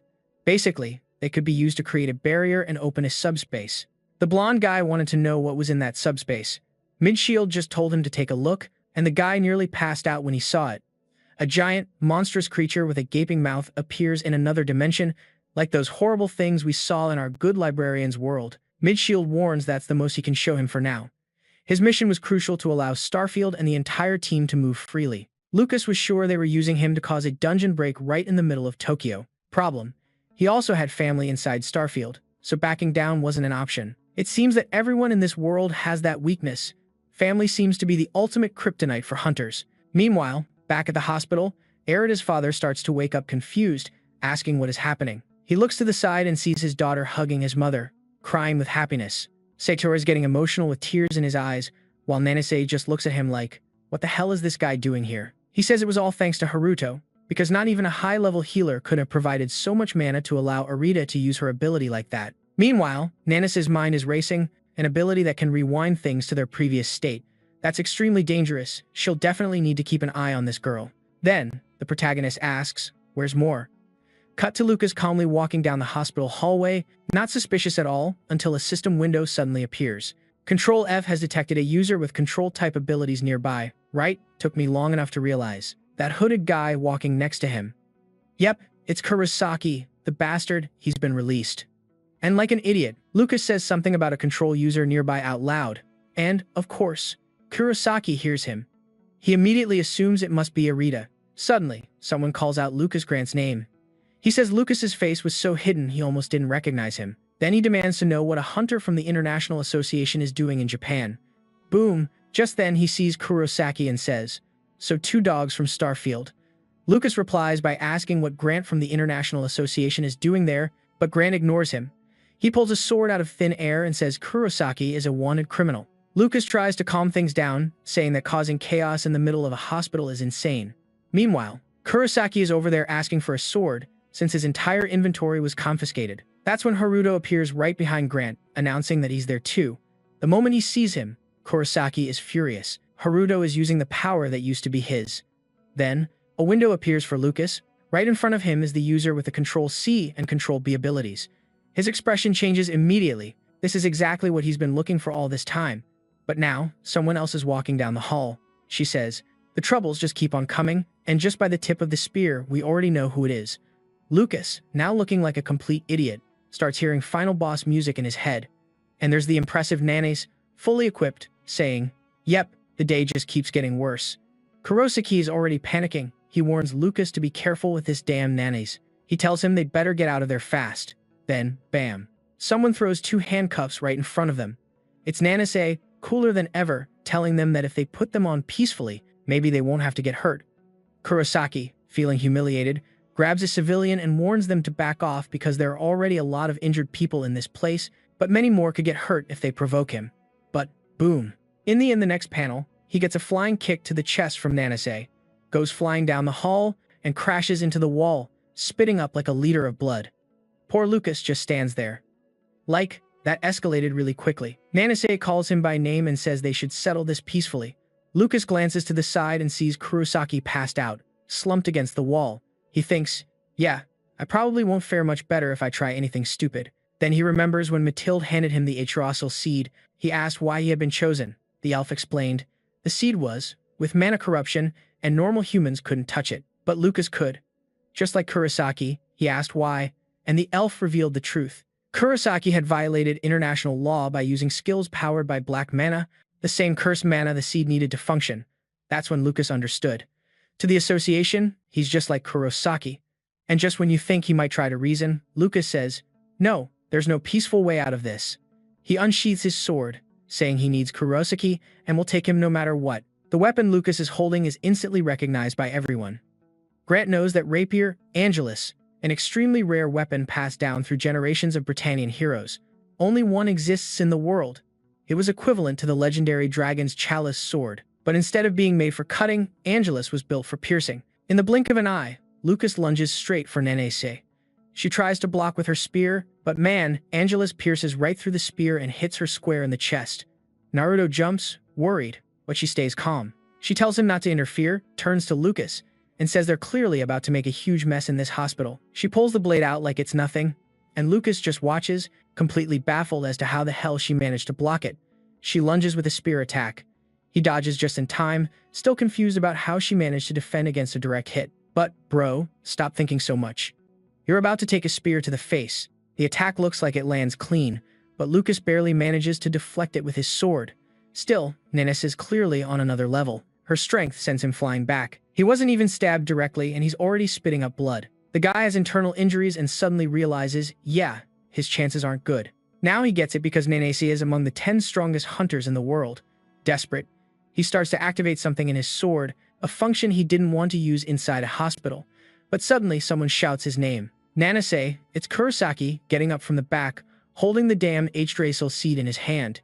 He's celebrating openly, saying that the hospital they've been trying so hard to protect is about to be wiped from existence. Oh, God. He slams it into the ground, and even Lucas says it's a terrible idea, but Kurosaki just smirks. The more central in Tokyo, the better. And this hospital, right in the heart of the city, perfect. Naruto has no idea what Kurosaki is talking about, but Grant recognizes it immediately. Black mana. A rare and corrupted energy. It's shocking to see so much packed into a single object. Gerudo quickly uses Cutral Unte to activate both Shadow Step and a restraining net. In the next second, boom, he's behind Kurosaki again, mummifying him with the net just like before. But Kurosaki smiles, too late. Before Gerudo can finish him off, a flower sprouts from the ground. Huge branches burst upward and the entire hospital starts to collapse. Bro, they're raining patience. A giant tree forms around the entire building, and I'm not gonna lie, it looks pretty beautiful in a nature apocalypse kind of way. But while I'm here admiring the view, the poor patients aren't enjoying the ride. They're falling and screaming, some about to plummet to their deaths. Oh no, he let go of the girl's hand. She's going to fall. But don't worry, Chad arrived to save the day with his web. Are you okay, miss? She says. Yes, I'm fine. And then zip, he's gone. Bye-bye. Apparently, our boy has already saved a bunch of patients. The problem is, no one can get out of that place now. Nanas and Grant are working together, helping the others. But the entire hospital is surrounded by an absurd amount of black mana. Somewhere nearby, Satoru is calling on one of his minions to lift a boulder and pull people out from under the rubble. Then Gerudo shows up and Satoru asks him, "What the hell happened?" "Our boy just wants to know if the situation is under control." Satoru nods. "Yeah, thanks to Ares." Which of course makes Gerudo ask, where is that freaking Ares? They head to a place completely surrounded by ice. He touches the surface and asks, "What is this?" And she replies with total calm, "Well, it's obviously an amazing ice wall." It turns out she placed several of these ice barriers in different rooms to prevent the structure from collapsing completely. The problem is that it wasn't enough to block all the black mana. Gerudo thanks her, saying that at least it seems like things are stable now. Right away, Gerudo talks to Orita and tells her, something strange destroyed the entire hospital. The easiest way to fix it would be to restore everything. He asks if she can do it. She says yes. After all, she has restored entire dungeons before, and with him nearby, the mana supply is the last thing she's worried about. Next scene. They're standing right in front of the tree trunk. Apparently, Kurosaki and Lucas managed to escape, and no one seems too worried about it. Like, well, they escaped. I guess we'll catch them later. Pretty chill for two fugitives, right? Satoru asks where the tree came from and Gerudo explains. It was Kurosaki's doing and now he's disappeared. That makes Arita even more furious. Her parents were in that hospital and that bastard put the lives of both of them at risk. Ares is silently observing the tree's roots, so Gerudo tells her to begin the restoration. She starts to channel that warm, radiant energy into the trunk and places her hand on it. The ground begins to shake and the branches tremble with it. It's not clear if the tree is rewinding or receding, but the roots seem to be retracting. Everyone watches anxiously, and then, the entire tree begins to shrink. it forms a giant portal in front of them, absorbing all the energy. But then, it seems like Arita is losing concentration. She stops casting the spell. Naruto notices it immediately. That thing is the source of the black mana, and now she's in danger. Time for Chad to save the day again. Okaktoro Kyu casts a huge wall of spiderwebs to seal the black mana. It's not entirely clear what happened, if the mana bounced back or was deflected, but suddenly Arita is in his arms. Satoru asks if she's okay. Naruto says yes, but one thing is clear, Arita failed to restore the tree. Naruto immediately gives the order, evacuate the hospital. He's convinced that creatures could start coming out of that portal at any moment. Since when is this kid giving orders like a captain? But hey, the others just follow him. He turns to Ares and asks if she recognizes that thing. She replies that, according to the knowledge passed down from her mother, it's something from another dimension known as a corrupted seed of the cosmic tree Yggdrasil. Its purpose, to attract and concentrate all the corruption from another dimension into itself. Maybe Arita's power didn't work because you can't just hit Ctrl+Z on something that wasn't even from this world to begin with. And what's worse, the records say that this thing normally activates when 3 or 4 are used at the same time. 10 minutes later, outside the hospital, paramedics are trying to recover what's left of the victims. The poor F-rank hunters are doing what they can, raising weak magical barriers to try and suppress the mana black around the tree, but it's not enough. The association's president can't believe it. Once again, they're dealing with an extra-dimensional threat right in the middle of Tokyo. Nanase apologizes and says she has already sent out a hunter alert for Kurosaki and Lucas. Takeuchi doesn't miss the chance to throw some shade, saying he never expected her to let those two get away. And if Lucas is involved, maybe it's time to confront Starfield directly. Shirosaki, however, says there's no point. They'll just say that the Blood Tower is Japan's problem and refuse to get involved. But he doesn't care about that. He says he'll capture Kurosaki himself very soon. Suddenly, the ground starts shaking again. The hospital looks like it's about to collapse. A guy comes running, shouting that they have a serious problem. A second tree is sprouting up somewhere else in the city. Naruto realizes it immediately. Kurosaki is at it again. All because these idiots thought it was a good idea to capture and rehabilitate him instead of chopping off his head when they had the chance. Now on all the news, there's only one topic. 2 mysterious trees appearing in the middle of Tokyo, both radiating strange black mana. Naturally, the citizens are starting to get nervous, wondering if life will ever return to normal. Meanwhile, inside a car somewhere in the city, Kurosaki is relaxed, thinking to himself that there's no way they'll catch him in all this chaos. He even tells Lucas, "You're more ruthless than I thought. I never imagined you'd use black mana to brainwash people like that." Apparently, people are already starting to flee the city, and who can blame them? The exposure prolonged to black mana can cause the same illness that affected Arita's parents. In the car, Kurosaki continues with the topic of brainwashing and Lucas snaps, telling him to shut up. Kurosaki just smirks and says, "Calm down, man, it was a compliment." They know the authorities must be desperate to find them, but as long as Kurosaki sticks close to Lucas, they won't be discovered.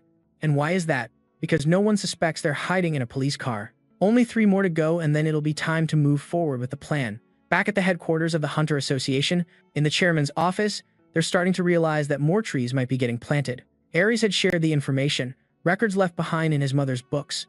When these trees start appearing, a disaster will strike Tokyo because the trees act as both portals and barriers. Translation: they're about to be invaded by monsters from another world. Shirosaki is visibly shaken because this is exactly how the catastrophe began 15 years ago. Haruto, meanwhile, starts to remember something. A long time ago, when those same tree trunks erupted from the ground, he was in a car with his father. Of course, his dad was yelling at him to sit down and buckle up before he went flying through the windshield. As the car sped down the road, they were trying to outrun the emerging trunks. Then, bam! One slammed right into the side of the car. It seems Haruto had blocked out those memories, but now they're all coming back at once. And based on what he's seeing now, it was those same damn trees that caused his parents' death. Who's behind this? Yeah, he's not going to forgive them. And we all know exactly who that someone is. Kurosaki, that damn bastard. Shirosaki says he doesn't remember the tree incident. Back then, he was busy dealing with dungeons elsewhere and didn't witness it personally. Then Ares chimes in and explains that not only do the trees serve as portals to another dimension, they also open up a kind of subspace. Nanase looks confused while Shirosaki wants to know, why do all this, or why bring contaminated things from another world? Nanase explains, to create a black mana subspace, you need multiple corrupted trees, accumulating a huge amount of black energy in one place. Ares warns that in the worst-case scenario, an entire dimension could end up collapsing onto their planet. Haruto, he's smirking to himself because he has a plan, to use the tree's subspace along with the one he has in his inventory to build an army of golems. It's not clear how exactly he plans to pull this off, but hey, he's got that "I have a crazy plan and it just might work" look on his face. And of course, Takeuchi, the genius, is there yelling at everyone to stop making up fantasy stories, calling it all nonsense, as if he's the creator of the universe.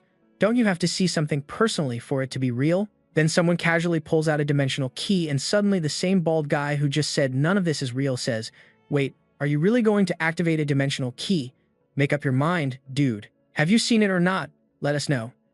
Ares explains that one piece came from his mother and the other is the one Haruto got from the Golem Mountain. Now the bald guy finally seems to believe it, but he also knows that 2 pieces won't be enough. Ares agrees, but adds that it seems another piece is drawing near. He believes this disaster will also reveal the other missing pieces, and that they will be the key to fixing everything. Meanwhile, the delinquent Harry Potter isn't exactly thrilled with how things are unfolding. The chairman then points out that if the portals open, it won't just be a problem for Japan. It will affect the whole world. They need to find the 3 pieces urgently. That's when Shirosaki drops a bombshell. His guild also has one of the pieces. Cut to a while later at the future guild's warehouse. Our boy is in front of the door, totally impressed by how secure the facility is. Takeuchi comments, "I knew Shirosaki was obsessed with dungeon items, but I never imagined he'd create an entire subspace just to hide one thing." Naturally, Haruto wants to know exactly how he did it. Meanwhile, that damn bald guy we all want gone mutters that he probably ended up with a fake item. But Haruto's system for tracking the pieces clearly shows that the next one is right in that direction. Both pieces are resonating. Shirosaki then taps his digital interface and the doors open. He was expecting piles of items, but in reality, there's just that small piece sitting in the center of a giant crystal. The bald guy keeps asking, "Why would you need such a secure place just to store a trinket?" Haruto cuts him off, saying that from now on, only he and Shirosaki will handle it. Naturally, Takeuchi loses his temper and asks who he thinks he is. But to help our boy out, Ares steps in, saying that combining the pieces is incredibly dangerous, so it's best if just the 2 of them do it. Shirosaki then orders Takeuchi to stand down. Just the 2 of them will handle it. The albino Mike Tyson version doesn't accept it and warns that if anything goes wrong, he'll personally kill them both. But our boy simply closes the door, waving goodbye to the idiot. Once inside, Haruto sees that the piece Shirosaki is holding is numbered as 4. Now he wants to know where he got it. Shirosaki grunts that he's not going to answer. It's just a means to an end. Once the pieces are combined, he plans to immediately enter the barrier so nothing bad happens. Haruto feels confident. He's protected by his shadow net and his shadow step ability. But before he can take out the pieces from his inventory, piece number 4 starts to react. Suddenly, an object flies directly at him, causing an explosion inside the room. There wasn't even time for Shirosaki to react before the outer door was blown to bits. Nanas, she feels something is about to happen. The door is shattered from the inside and Shirosaki is calling for Sano. Then he hears someone's voice saying that he thought he was going to die. Of course, that person used his shadow step ability to dodge the impact. Looking at his inventory with the 3 pieces, Haruto mutters that he never imagined they would fuse on their own, but Shirosaki is clearly furious. The kid, already full of rare skills, now also has a very unusual movement power. Haruto tells Shirosaki not to be so surprised and that he can explain, but then Shirosaki grabs him by the neck and throws him to the ground. Man, if I were Haruto, I would have already ripped that delinquent Harry Potter's head off. He's demanding to know why, and Shirosaki tells him it's impossible to use Shadow Step without black mana. He insists that Haruto has to explain himself. Haruto doesn't really know how to explain it. His urge to kill that damn Harry Potter is overwhelming. Obviously, he doesn't want to admit he's using co-control, so he just says he can't use dark magic. But Shirosaki isn't satisfied. He wants to know how Haruto is then using a magic that clearly accesses black mana. Before long, the guy is unleashing dark electrical energy on our boy.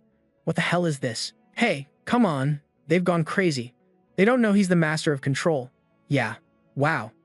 And it seems Haruto can't escape because that black electricity is a power that counters his shadow step. That bastard starts accusing Haruto, saying he's been suspicious of him since the Quisisha dungeon. He wants to know exactly who Haruto is, what happened on that mountain, and what his connection is to that damn Kurosaki. Haruto can't believe this guy actually thinks he's allied with Kurosaki. Just because they share a similar skill doesn't mean they're partners, and now he's face to face with him. Finally, the guy starts to lose his cool. He says, "Let's go crazy." Haruto starts killing everyone. Just thinking about it is already making him furious. He fires a CTRL+C, unleashing a barrage of his web skills and taunts. It's ridiculous that Shirosaki wants to kill me over something so trivial. Bathe in your own web, you idiot, become a hairball. But as soon as the hit lands, Haruto regrets having charged in. His cat ball form is being instantly shattered. In the blink of an eye, Shirosaki breaks free and Haruto is forced to defend against the counterattack. Then, that damn Harry Potter-style character, as they mockingly call him, continues, saying that if Haruto doesn't want to talk, it's because he's hiding a secret and he's going to die for it. That's when Haruto remembers. Man, I got into a fight with a hunter who's level 500. He barely reached 300 and now his only option is to win no matter what. He pulls out a top-quality potion that restores 95% of his health. Shirosaki's attack is bearing down on him and Haruto rushes to defend himself. What the hell is this? Oh, I get it. He let his health drop below 25% to activate Khaleesi's Berserker mode. Right after taking Shirosaki's hit, he draws his sword and counterattacks. "Take that, you pathetic Harry Potter," he yells. The barrier starts to crack and he's stunned that it's even happening. Then, a flash of light erupts and the whole place begins to explode. "Just die already, you bastard," someone shouts. No one had any intention of hurting our boy. Then a flashback hits. Shirosaki is seen talking to his brother, deciding they wanted to be the strongest in the future. That's why they named their future guild. They must have really been operating with a 10 IQ. This bright and shining guy is Shirosaki Soa, and you'd think he'd already be dead with that innocent, almost naive smile. 10 years ago, they were face to face with a creature, while his brother brandished a bunch of talismans, and this time they even managed to defeat the so-called Lord, Hell Demon. Even though the creatures were incredibly dangerous, they didn't flinch.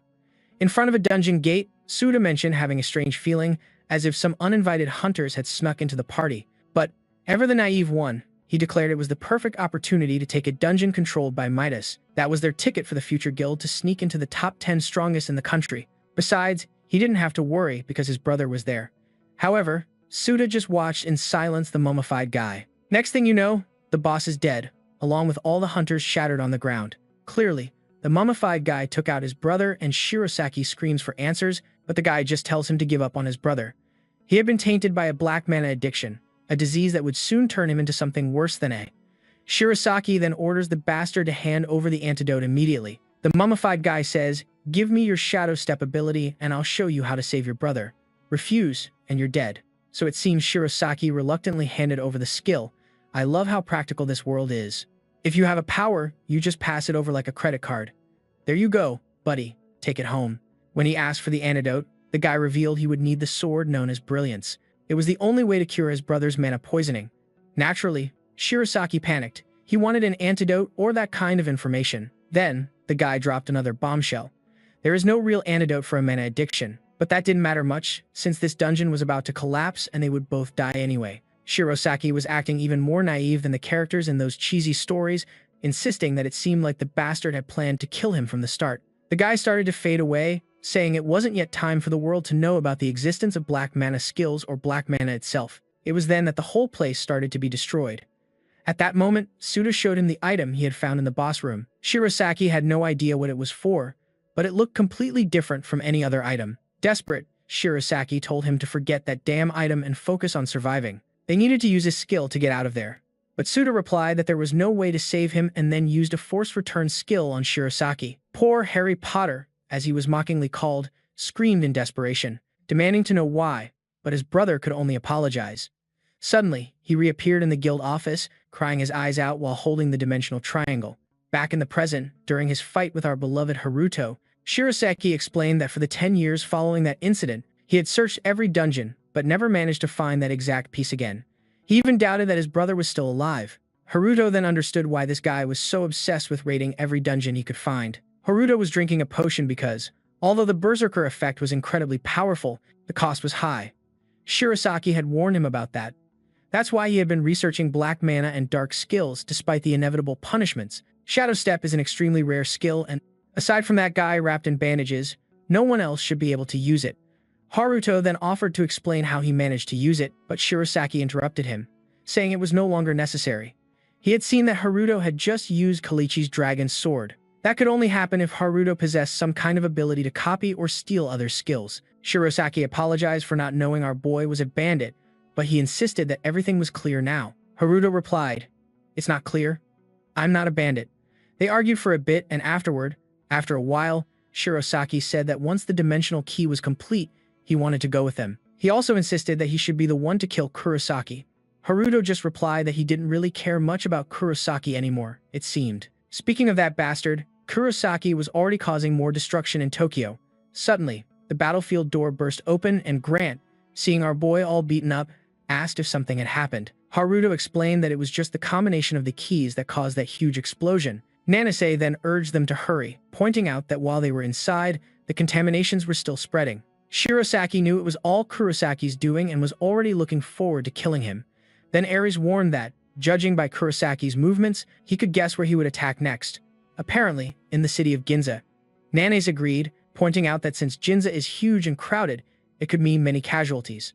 Haruto wanted to protect the city, of course, but there wasn't enough webbing to contain a portal that was spitting out millions of monsters. Shirosaki said he would call the future guild to finish off that bastard, while Nana stated she would contact all the other guilds. She even suggested that Grant and the protagonist accompany her to the association to start helping. But our boy was too emo for that and insisted that he would prepare everything on his own. Nanas couldn't help but ask, "Why do you want to handle everything by yourself?" He replies that he's sure the subspace will be huge, so it will be a matter of numbers. She retorts, "All right then, you're just going to stop talking about your plan." Shirosaki is already leaving, saying he wants to see him do his best. At that moment, our boy announces that he's going to need Grant's help, who is finally being recognized for his worth. Our protagonist adds that he has indeed come to appreciate Grant for being the perfect guy to carry all the things he needs. Meanwhile, at the Starfield Operations headquarters, that weird elf that I've hated so much says that the request for help from Japan has arrived.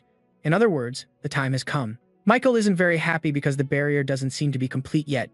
He asks if the subspace will open correctly, and the elf insists that it will. The place is already filling up with orcs and goblins and the situation is getting ripe. A guy in a helmet chimes in, saying it's ridiculous to think that just goblins and orcs will be enough, since Uchi, Nanase, the Japanese would eliminate them in no time. And now it seems the whole colorful group, yellow hats, green and blue ones like some kind of Power Rangers, are doubting the plan. But the guy tells them not to worry, that he and the master will take care of everything. My LD reminds everyone that it's no coincidence they prepared countless cursed trees. The subspace is even bigger than before. The White Ranger gets excited, saying that with this, even with help from the Americans, they wouldn't have been able to pull it off. Midshield is convinced that if he unleashes this huge disadvantage in the middle of Tokyo, it will be the end for that place. Mikhail celebrates, swearing by the land he comes from and by Yggdrasil that this time the plan will work. He's already leaving, telling everyone not to worry. This isn't the first time he's opened his subspace in Tokyo. Ah, you bastard. So you were the one who caused trouble in the past. Meanwhile, at the White House in America, President Biden, looking a few decades younger and with an albino complexion, is visibly affected by this whole dimensional mess that's reopening in Japan. On the other hand, Logan Bowman, the director of the Black Skin Chair, explains that it's the same type of catastrophe that happened 15 years ago. Naturally, the president is even more worried about something like this happening on American soil, but people tell him to relax, since everything seems to be happening over there. They're pretty calm. Biden asks how the International Hunter Organization is reacting, and Logan replies that apparently Michael from Starfield is heading there to help. Yes, he will offer a lot of assistance. Can you count on Michael? A woman nearby finds it all very strange, wondering why a hunter as famous, rich, and powerful as him would want to help Japan during a catastrophe. He just shrugs, saying he has no idea. Suddenly, she looks surprised. She just got a call. Apparently, it's from the president of the American Hunter Association, sending a video message. When she turns on the TV, Simon from Frey appears, explaining that they're facing a big problem. Biden comments that if it's about the incident in Japan, he's already been informed. The guy says it's something similar, but everything seems to be getting out of control. This is because the Ouroboros Guild is heading directly to Japan. That development leaves Logan a bit confused. He wonders if Turner isn't going to handle it himself. The Frey guy replies that it's not even that. It seems Turner took the entire team from the American guilds. Logan says it's crazy to send someone like that to another country, since he possesses as much power as an entire military force. If he were to go wild in a peaceful country like Japan, it would be a huge problem. To be honest, the Japan we're seeing isn't exactly peaceful these days. Logan asks what the association plans to do, and the guy simply replies that there's not much they can do to stop that guy. Then, Biden says that things are turning into something that goes beyond Japan. They had the intention of preparing the best hunters and sending them there too, but they kept it a secret. Back in Sakurai City, the trees keep sprouting up everywhere. Meanwhile, that idiot Lucas is doing a monologue saying that now, just as Kurosaki said, he has become just like that bastard, using the excuse of protecting himself, his family, and his father as the reason behind everything. It all started the day he received the Control-F curse. Suddenly, information from all over the world, desires, events, everything started flooding his mind. He could even feel the consciousness of dead monsters. He spent a whole week unable to wake up, lost in that vast sea of data. Exhausted, he even tried to take his own life to end that D times M Control-F curse. But, ironically, that's when he found a reason to live, the heirloom that was in his family's hall, the Angelus rapier, a holy sword. Just by holding it, the Control-F curse was instantly nullified. He finally had a way to understand and control that D times MN ability at the same time. Because of that, from that day on, he always kept the sword with him. But obviously, it wasn't just any sword. It was a national treasure that everyone, one way or another, wanted to use to protect the country. When several accidents started happening, Nishihara, the one who sealed the portals, began asking his father to hand over that sword so he could use it to kill the creatures. But to protect it, his father always refused. Somehow, because of him, they indirectly suffered countless losses since the sword was extremely powerful. And with that, the family lost all its status and power. Determined to restore their glory, he began trying to master the Control-F curse. It's almost ironic, trying to give an epic speech and suddenly dropping a Control-F. But the bastard was there, absorbing black mana because he realized it was one of the few ways to control it. In his quest to learn black mana, he met that D times MN midshield Michael, and thanks to them, the family regained the power it once had. But the price was astronomical. As soon as Michael found out he had Control-F, his talent was used to track targets. When they found the people, Michael would eliminate them and steal their powers. For a long time, he's been using the excuse that he was just following orders for the sake of his family and to restore his father's glory. But the truth is, he obeyed Michael because he was afraid of being killed. Honestly, he was nothing more than a coward, and now he's scared to death of what might happen if Haruto Sano's Control-C falls into that guy's hands. Then, he seems to throw his sword into his inventory, and at that precise moment, he's overwhelmed by an avalanche of information. He starts searching for our boy's info until he finally finds Control-C. What a bastard. Didn't you already know who he is? He's tracking his whereabouts in the world. We fast forward. Now we're on a plane soaring through the skies. This XXX Tentacion clone turns out to be none other than Turner Miller, the #1 hunter in the world. The #1 in the world. I thought he was just from the United States, but no, he's the real deal. The system even rates his level as immeasurable. The guy has literally broken the game. Not even the author knows what level he's at.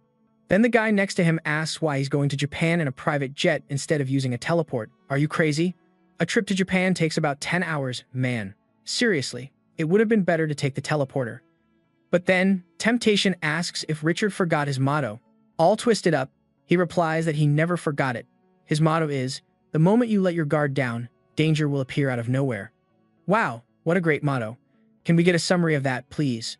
Looking out the window, Turner Miller, our XXX Tentacion clone, remembers that 15 years ago when the Japan disaster occurred, he was just a humble A-rank hunter. It was Nishihara who saved him, and shortly after, he received his transcendental ability. In the blink of an eye, he became one of the strongest hunters in the world. It seems something was handed to him right before the disaster ended. Hey, kid, another bag of Doritos, huh? He reflects as if this whole situation came straight out of a Yu-Gi-Oh! Duel. Your move. It's time to duel. Now he's excited because after 15 long years, that dimensional piece has finally started to resonate. So, what exactly is happening in Japan right now? Back in Ginza, Tokyo. Just as Ares had predicted, the subspaces are starting to open up and the black mana is beginning to contaminate the area. Master Shinoda, who on second thought looks like a deep web Doctor Strange, is busy purifying the air with some high-tech equipment. But it's obvious that he can't handle everything this cursed tree is doing on his own. The rest of the association is also doing their best. Meanwhile, Takeuchi is on the streets of Midas City, waiting for the creatures to start appearing. The chairwoman wants to know what the other guilds are saying. She explains that they are helping evacuate the citizens, although not all of them will be able to escape in time. Then, she demands to know where the hell the protagonist is. She tells him that the guy claimed to have a different, important mission. He's somewhat confused. What could be more important than saving all of Tokyo from annihilation? She admits she's also curious, but insists that he didn't seem to have any bad intentions. Then, another guy, Ikanaga Aoi, asks why they keep mentioning Sano's name. I'm starting to think the author of this work is a gossip. Every time someone's name is mentioned, someone else overhears and wants in on the tea. In a hunter shopping mall in Ginza, Satoru shows up loaded with backpacks, boasting that he brought everything they asked for. The problem is, it looks like they brought way too much and Grant complains, asking what they're going to do with all of it. Haruto is trying to use CTRL+C on the Callous Sword, but the system warns him that he doesn't have enough mana. What is he trying to do? Clone the sword for everyone. I'm not too sure either. Satoru announces that they've already gathered more than 13 items, but apparently it's still not enough. Grant asks if he's sure about the plan, and Haruto says this is their best option right now. What he really needs, however, is a bit of subspace so he can copy and paste. Then, midway, the blonde guy appears right in front of them. Grant opens his mouth to say something, but the blondie just orders him to shut up, insisting that he wants to talk to Haruto. Obviously, he first demands that Haruto put down that extremely dangerous holy sword, but Haruto, he smiles. If there's one thing he loves, it's a powerful sword. After all, with the talent, Krolu, it's always a solid choice. He suddenly drops all his bags and teleports behind Lucas, confident that now that he's reached the highest level, copying will be a piece of cake. But Lucas quickly backs away and warns him to stay away with that damn CTRL+C.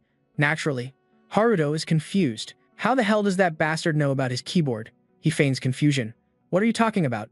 I don't know anything about a CTRL+C trick. However, the blonde makes it clear there's no point in hiding it.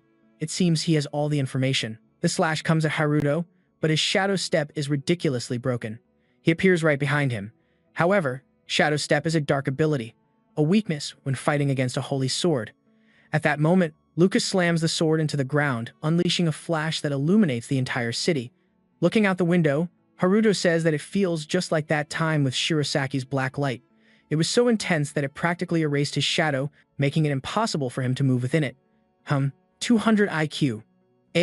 But on second thought, you can also do that with a spotlight. The blonde guy approaches and comments that the reason Haruto is standing still is because all the skills he has copied so far must be of the dark element. Haruto thanks him for the tip, promising that the next time he'll make sure to copy something different.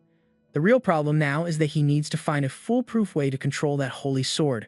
As Haruto ponders his next move, Lucas steps in, insisting that the whole mess he's in is because of that freaking CTRL+C ability he possesses. Immediately, our protagonist is convinced that this guy must also have some kind of control ability. He asks, "Are you trying to kill me to steal my talent? Is that why you joined Kurosaki?" Lucas loses his cool and launches an attack, telling him not to confuse him with that trash. Wow, he lands a good hit right on Haruto's chest. Even Lucas seems surprised. He didn't expect to hit him so easily, but Haruto just tries to keep his composure. He activates CTRL+C on the Holy Sword Angelus. Although the system warns him that if he copies and absorbs the Holy Sword, he won't be able to use his Shadow Step ability. Realizing this, Haruto calmly backs away and pulls a potion from his inventory to recover. He thought that since his ability is more about copying and isn't inherently dark mana, he could keep both powers. Lucas already notices the bastard let himself get hit on purpose to activate the copy. So, he says he's going to ask for the last time what exactly he plans to do with CTRL+C, Haruto explains. Obviously, I'm aiming to become the most powerful hunter, someone who surpasses even all the Transcendentals. Dodging the attacks from Lucas, he adds that ever since he received this talent, time has never been on his side. Apparently, he didn't know about the curse that comes with it. He only has 5 years until the catastrophe arrives. Lucas is completely bewildered by this talk of running out of time and the impending disaster. When he absorbed his talent, so much information hit him at once that everything went blurry. Naruto debates whether to copy the sword or not, fearing he'll lose his shadow step in the process. The system then warns him that he can no longer copy it. I guess I'll take another sword slash, since it's free, he thinks, planning to clone it later. Then, just at that moment, a bolt of lightning splits the sky. Everyone realizes what they feared is about to begin. The system alerts them that a portion of another dimension, home to the black spirits of the subspace, has opened in Tokyo. The designated area will be contaminated, reducing the HP and MP of all hunters by 30% and imposing restrictions on the number of skills and mana they can use. In other words, that portal is diabolical. It's weakening the entire city. We go back a few minutes to when a gigantic tree was demolishing the city. Upon fully evolving, a section of that dimension was completed, and everyone in the area received the same mana warning.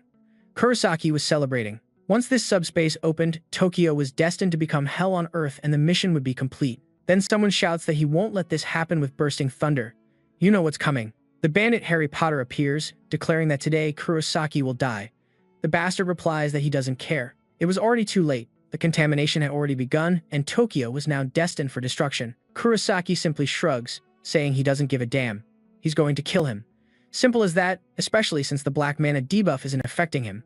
Both bastards use black mana, so at that moment, neither is being weakened.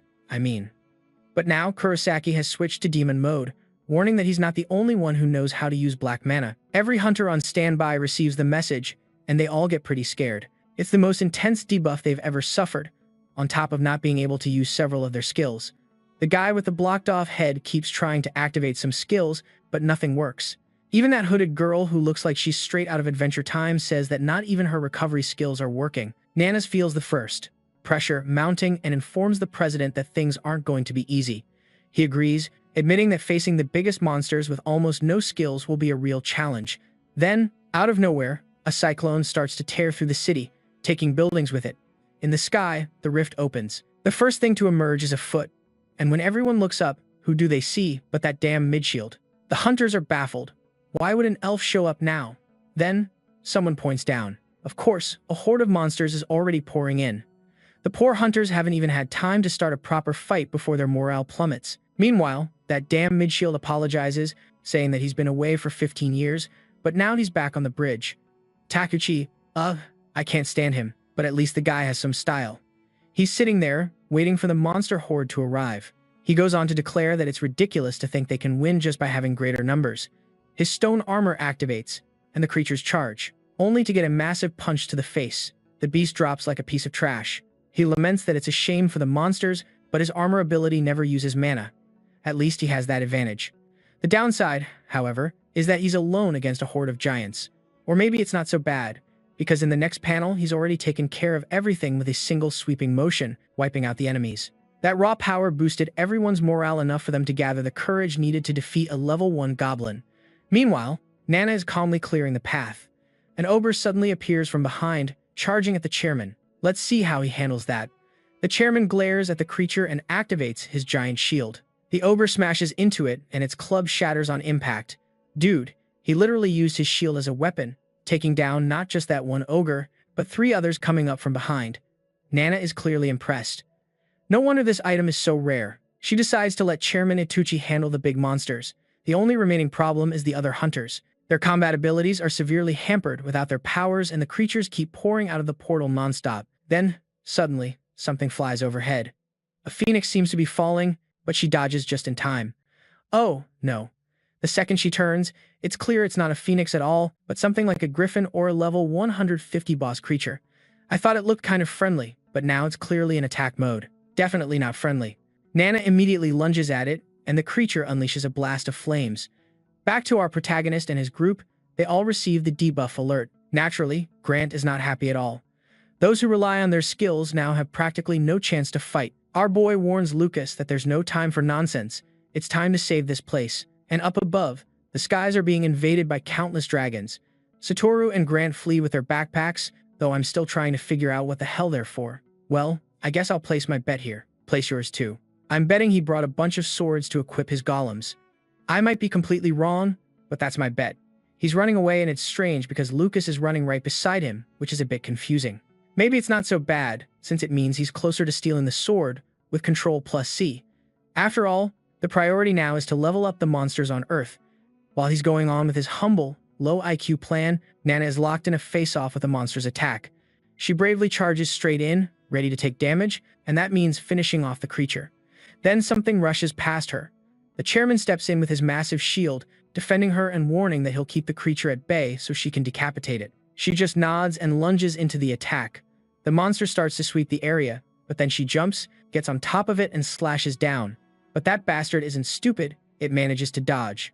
I didn't expect it to be so smart. The damn thing even moved in to crush her. In response, she's forced to defend herself with her spear, but the monster launches a frontal assault. However, the captain throws his shield like a boomerang, forcing the beast to dodge. She thanks him, and he replies that from the looks of it, these creatures are worse than he imagined. And now, that damn boss is on high alert, making it hard to catch it off guard. Seriously, what a boring boss. Already preparing for another attack. Give us a minute of peace, will you? I was trying to plan something, but Nana simply orders him to send his spinning shield, promising she'll take care of it. He agrees, and as the shield flies through the air, she uses it as a springboard to get on the boss's back. She launches a slash and finally decapitates that useless monster. Man, that creature was one of the first to appear. There are sure to be many more. Speaking of which, there's a giant steel brute over there tearing apart poor random hunters. Those poor guys, trying to come up with a plan. Then he sees this dude pulling out a scroll, What are the odds that he'll actually do something with it? Whoa, what is that? It sliced through everything. Seriously, that scroll is even more dangerous than I thought. But just as they start to celebrate, one of them suddenly collapses, spitting up blood. The next one feels the same, and, before you know it, the whole group goes down. That's when the damn mid-shield shows up, saying that they realized it too late. Every subspace creature released a huge amount of black mana upon death. They had no other choice. If they hadn't killed them, these monsters would have destroyed the city. He spreads his arms, summoning even more, and warns them that much more is coming. The little hunter, poor guy, instantly realizes that Tokyo is doomed. Then someone shows up and yells, "No, man, this isn't over yet. It's our boy." After 10 chapters of lugging those backpacks back and forth, he's stepping in. But with all that style, he tells the guy that things are just getting started. Bro, that dude recognizes Sano, bro. Out of nowhere, our boy is getting famous around the city. He immediately hands him some potions, saying there's no time to talk. The guy is kind of confused, right? He says it would be better if Senpai got out of there, but our boy just tells him to calm down, that he's going to take care of everything. He throws the backpacks on the ground and says the first thing he needs to do is take care of that damn debuff. A bunch of windows start popping up, right? The damn CTRL+C must be going full steam. The mana is spreading everywhere, and finally, everyone is going to be able to use their skills again. Obviously, it's not the same as when there was no debuff, but hey, it's much better than nothing. Once again, people start recognizing Sanoman. They say they remember that useless guy who delivered mana, and it seems that the mana is even reaching Nanase and the captain over there. It's really spreading all over the city. A bald guy says that now, with that amount of mana, maybe he can finally do something. They start fighting against some of the monsters, and of course, the one who's not happy about this at all is Midshield. He starts to consider his options, and when he looks at the protagonist, he already guesses it. Yes, it has to be control. The people, I thought, were going to do something even with the mana, start complaining that it's still too hard because there are too many of them. Creatures. They knew they were going to lose at this rate. Then, he comes by with a bunch of backpacks. Seriously, I want to know what the hell is in those things. People thought they were crazy, saying it was insane to run straight into a horde of monsters. That's when our guy's group comes face to face with the creatures. Satoru is already panicking, but Aruto tells him to calm down and start taking everything out of the backpacks. Grant starts throwing what look like a bunch of red balls onto the ground.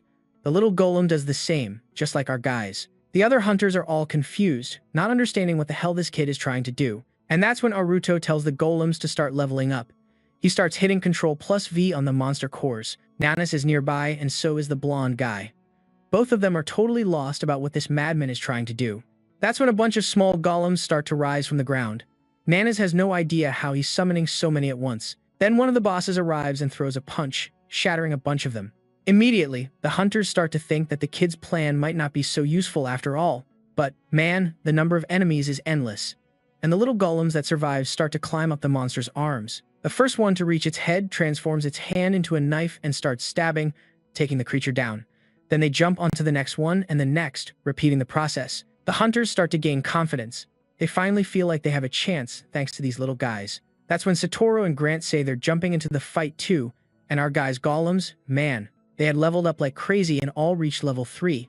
That unlocked skill number 4, which allowed Aruto to give them specific orders. What he also liked was that he could now share senses over a much greater distance, so he activates skill number 3, which lets him regenerate a golem into a different form. The 3 of them fuse, explode, and from that, a giant appears. Aruto says it's finally time to take down the wyverns and, man, it turns out he made a dragon golem. The thing takes off into the sky and all the hunters just stand there totally confused. Then one of the wyverns launches a blast of fire at the golem. Bro, I thought it was going to be one of those epic moments where the golem just flies through the fire and comes out unscathed, but nope. The dragon grabs it in mid-air and slams it into the ground like trash, completely shattered. What a disaster. Aruto was just standing there thinking that, just as he imagined, facing a wyvern head-on like that so suddenly was basically impossible. So he hits CTRL+V on the respawn and little dragons start coming out of the ground. The hunters can't believe it, since the big one didn't stand a chance. Another blast of fire comes from the wyvern hitting them all directly. Nanas thinks this is all just stupid, or like if they all keep taking those hits, the result will be the same. But then, weirdly, one of them starts spinning like a Beyblade top and creates these fire vortexes that launch attacks piercing through the wyvern's chest. Not just one of them, but all the wyverns. Man, I don't know how, made those energy drills or whatever, but I know our boy is leveling up like crazy again. As always, the hunters are in disbelief and Nanase tells them to snap out of it and help finish off the rest. Haruto gives the order for the golems to return to the ground and clean up the rest as well. It was time to activate auto-leveling. Achi is also fighting nearby. As he watches the creatures, he thinks that even though the little guys looked weak, they were actually super helpful. That's when one suddenly grabs his back and then 3 or 4 more of them pile on and hug him. He's kind of confused. Satoru says that since he's wearing that armor, the golems probably see him as an ally. Takeuchi asks if his shield is also a golem. Satoru explains that it was actually the first gift he received from Haruto, and if he keeps leveling it up, it will eventually become a full-body armor. Of course, Takeuchi doesn't like that one bit. Face to face with another creature, he tells himself that his armor is nothing like those things. He cuts down 3 enemies in a row while saying not to lump him in with that trash. Satoru apologizes, saying he didn't mean it like that. Meanwhile, Lucas is standing by the defeated dragons looking lost. He now finally understands the power of Haruto, as the kid had taken down all the wyverns by himself. What scares him the most is imagining what would happen if Mikhail ever gets that ability. Just then, Haruto appears, calling out to him, asking who it was that opened the subspace. But Lucas says his family is in danger, so he can't betray those people. Haruto says he knows Lucas is hiding something he doesn't want to tell him.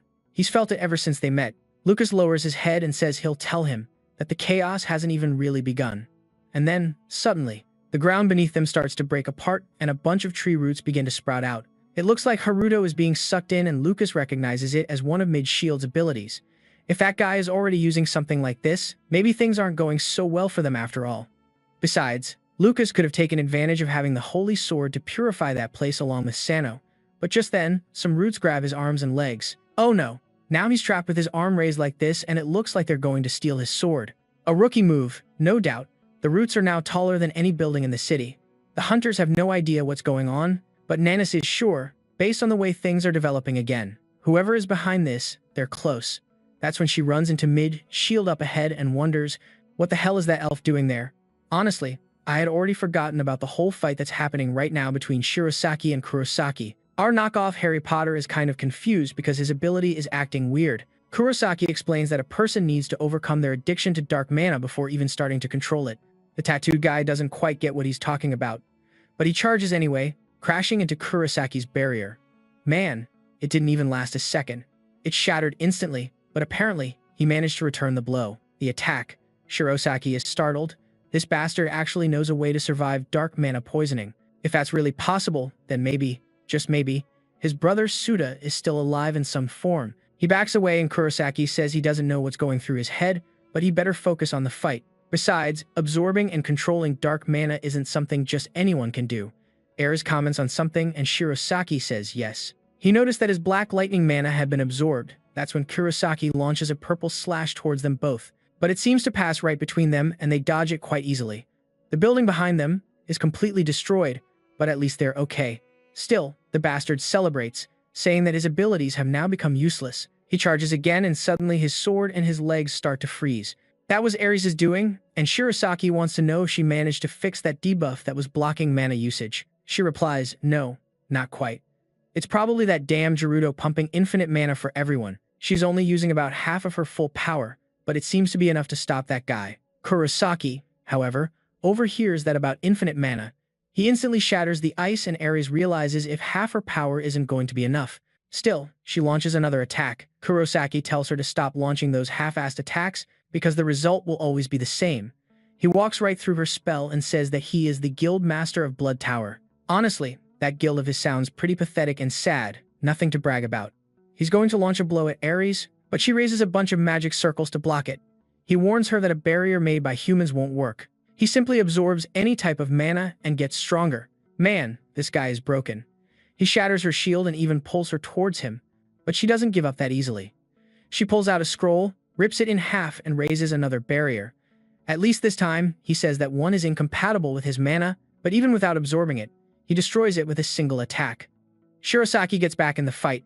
Here he comes launching lightning bolts again. Although you'd think he'd know by now that the guy can absorb them, at least before it's absorbed, it pushes him back a bit, and that's when Ares unleashes another ice blast. Man, this Kurosaki guy is weak, like even with all his absorption and while the other two are still debuffed, they're kicking his ass. Then, Shirosaki lands the final blow, saying it's too soon for a low-level gang leader to call himself a guild master. He now demands that Kurosaki tell him where he got the Shadow Step ability or dying will be the easy part. Kurosaki just smirks and says he now understands why the guy has been looking for him. It must be a question he's been desperate to ask. Shirosaki gets cold and tells him to answer now or die, but the guy completely ignores him and says he heard something very interesting from Lucas. Bro, nobody in this story ever finishes his sentence. He starts to say something and out of nowhere unleashes a purple power mixed with ice and traps Shirosaki. Suddenly, Shirosaki finds himself on the frozen ground, and when he looks down he sees his brothers, then poisoned and dying. And just when it gets intense, the scene changes. Back to Midshield, approaching Lucas, who is tied up, and asking him if he really befriended CTRL+C. Before Lucas could even answer, the guy snatches the holy sword and says he'd been waiting to get his hands on it. After all, it's super important for the plan. Lucas, the poor fool, is only now realizing that he was kept around from the beginning just for the sword. Midshield replies that of course that was the case, or because the power of CTRL+ is essential to help CTRL+C. He needs to combine the power of CTRL+C with his homeland. He then says that now that he has what he wanted, he's going to tell Lucas everything. In the elf dimension, everyone is cursed, and he's one of them. Lucas, confused, asks if that means he's trying to steal CTRL+C from the kid. Midshield says that, unfortunately, since he's from another dimension, he can't absorb a curse that belongs to this one. However, if he kills the kid right now, the power will transfer to Lucas. That's because the curse, when its host dies, jumps to the nearest person who also has a control power. Once Lucas is stuck with CTRL+C, Midshield will show up, kill him, and absorb everything. Poor Lucas is hit by reality. He's been nothing but a disposable pawn since day one. But just then, bam! A puff of smoke appears behind Midshield. Haruto appears, saying he heard something very interesting. He goes to attack, but Midshield manages to block him. He then launches an attack with vines, saying it's funny that Haruto copied the shadow ability. Haruto replies that he knows Midshield is the bastard who opened those portals in Tokyo. He unleashes his sand-based attack, but Midshield isn't very impressed.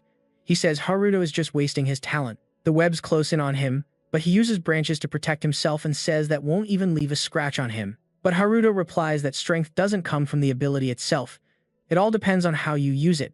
With that, he activates the power of the Kalisha sword and the bear claws. The webs pierce through the roots, but Midshield escapes. He's impressed, but says he expected Haruto to act desperate. After all, this is the strongest curse of all. Haruto suddenly appears above him, asking if he's speechless now after seeing how he fights. The bastard dodges and says no. Actually, he's now even more eager to steal his power, but Haruto grabs him by the shoulder and says that's exactly what he wanted. He's been after the guy's subspace from the beginning, but when the system tries to locate it, no subspace was found. Midshield grabs his arm and says that, unfortunately, nothing can be copied from him. He then throws Haruto like a rag doll and gives him a slap across the face with a tentacle. I've definitely heard that line in another type of story, but let's not go there. Lucas is just sitting there with his face in his hands like a complete clown. Bro, how many times are you going to wonder if you were used as a pawn? This is like the 6th time already. Well, okay. To be fair, the guy is a complete mess. After losing the power of the holy sword, he can no longer CTRL+C. That means that an overwhelming avalanche of information is now crashing into his mind. At that moment, he starts to wonder why Mithield and CTRL+C are even connected. What is that guy trying to do here? And that huge thing in front of him is this subspace that Midshield controls. He can almost see Midshield's subspace physically, and he wonders why it's so huge. That's when he realizes that the subspace and the sword look somewhat similar. Maybe the guy is using another type of item. That would explain why Naruto couldn't copy it. He was trying to imitate the ability, but that wasn't the right move. Anyway, we go back to the fight, with the villain who stole the sword. He's telling our Harry Potter that he'll be trapped in the abyss forever, at least until someone kills him. He then launches an attack toward Ares, asking if she's Nishiara's daughter. She sticks out her arm and raises an ice barrier, but once again he shatters it. That's when he says that he'll clearly have to change his approach. In his next attack, he pulls some Tokyo Ghoul-style moves, but she dodges. The problem is, he anticipated the dodge and was already right next to her swinging the sword again. But this girl has serious mana and puts up yet another ice barrier. Kurosaki comments that her determination to find her mother almost makes him cry, but Ares didn't come for the drama. She's about to drop the hammer. She says that the most dangerous people are usually the dumbest, but she's not going to lose, not today, because only those who have mastered a single thing are truly strong. As Bruce Lee would say, I fear not the man who has practiced 10,000 kicks once, but I fear the man who has practiced one kick 10,000 times. I think that's how it goes, right? That's the legend. And what she's practiced her whole life, man. Her ice magic is on another level now. She drops a damn building-size ice meteor right on Kurosaki's head. The thing explodes in the middle of the city. The blizzard is expanding everywhere. Bro, we're in a full-on ice apocalypse now. Even Kurosaki is shocked, asking if she's crazy for unleashing that kind of attack in the middle of a city. But when he tries to get up, he's already half frozen. Ares approaches and tells him not to worry. Everyone had already been evacuated. She adds that she knows that Shirosaki, just like her, also mastered a single skill. The expression on Kurosaki's face changes the moment our tattooed Harry Potter shows up. Man, he realizes there's no way out, and strangely enough, Shirosaki's eyes are glowing purple. He's using dark mana, the bastard. Wants to know how he absorbed mana from the abyss and still looks normal. Shirosaki just says he made a promise that he would be the one to kill him. Then Bam slashes with his wand, sending a wave that goes right through him. It can't be. He just cut him in two. Don't tell me this bastard is going to pull a comeback anyway, Ares asks. If there wasn't something Shirosaki wanted to ask Kurosaki, but now the guy is in full Demon King mode, saying he already got all the information he needed. Sending him to the abyss was the worst mistake he could have made, because once he got there and observed it, he figured out how to overcome the addiction to the abyss's mana. The dark abilities Kurosaki had were the key. He remembers that Soda once brought a book that talked about a dark ability. He said that maybe they should learn it. It could be useful. Of course, he didn't want to get into that. Playing with dark mana wasn't exactly a great idea, but in the present, he trusts that Soda was smart enough to find the solution and survive somehow. And with that, he launches into the sky, telling Ares they have to go help Aruto immediately. He'll explain everything later. For now, just having a little hope again was enough. Meanwhile, Haruto is still in the middle of his fight with the pretty boy elf Midshield, who is now losing his mind from all the teleporting. He says he's going to seal that damn ability. He throws a strike near Haruto's foot with the holy sword. The sword glows, does something, and then Mitchell announces that from now on, all dark mana abilities are useless. Haruto lunges into an attack thinking, if Mitchell cancelled his dark mana powers, then his own should be cancelled too, right? But nope, Mitchell says there's no problem controlling mana that has already been nullified. And with that, he grabs Haruto by the waist and goes for the final blow. But our boy resists, blocks another attack, his sword breaks, like, completely shattered. But that doesn't matter. Time for Control B, baby. He pulls out the Chalice sword. Now, real question here. Why weren't you using this sword from the beginning, you lunatic? Midshield recognizes it immediately. He says it's a copy of Frederick's sword. Haruto just tells him to zip it and fires a beam of light right at him. The elf blocks it, saying that, as expected, the power of that sword is incredible. Haruto lunges again, saying that's not going to be enough. But just as he goes for a downward slash, the expression on Midshield's face suddenly changes. A portal opens behind him, and poof, he disappears right in front of Haruto. The next second, he appears behind him and lands a small stab on his shoulder. And the bastard actually says, just because you leveled up with that sword doesn't mean you have the experience to back it up. Haruto doesn't care about anything this guy says. He's only interested in figuring out how to steal his abilities. He takes a potion from his inventory, but the system warns him wounds caused by the holy sword cannot be healed. Mitchell laughs and says he already knew those potions wouldn't work. He lands another hit on Haruto and asks, what else can you copy? Are you Mr. Control-C? Don't tell me you're already out of tricks. Haruto just replies, of course not. This is just getting started. Then, suddenly, slash, a cut comes from Midshield's side. He tries to defend himself, but he's sent flying across the area. Worst of all, his sword falls to the ground, and just as he tries to recover, boom. A rain of hellfire comes down on him, forcing him to raise vines to protect himself. And with that blue flame, you know who it is, right? The one and only Nana's. Haruto thanks her and she says that thanks to her golems, almost all the monsters had already been eliminated. Haruto already sensed it. He hadn't stopped gaining experience that whole time. Then Lucas steps forward and picks up the holy sword. He says that today is the day he will pay for everything he did to him and his family. Nanis's fire continues to burn the vines and Mithield slips into a portal, muttering that this hellfire power is really something else, but that it won't last. He launches an attack made of roots at the two of them. Nanes responds without hesitation, saying it won't be difficult to burn all those corrupted trees, but Mithield doesn't stop. He launches more roots from above, trying to trap her in a cage of vines. She easily cuts them with another slash of her witch sword, before the idiot can figure out how to counter her. Boom.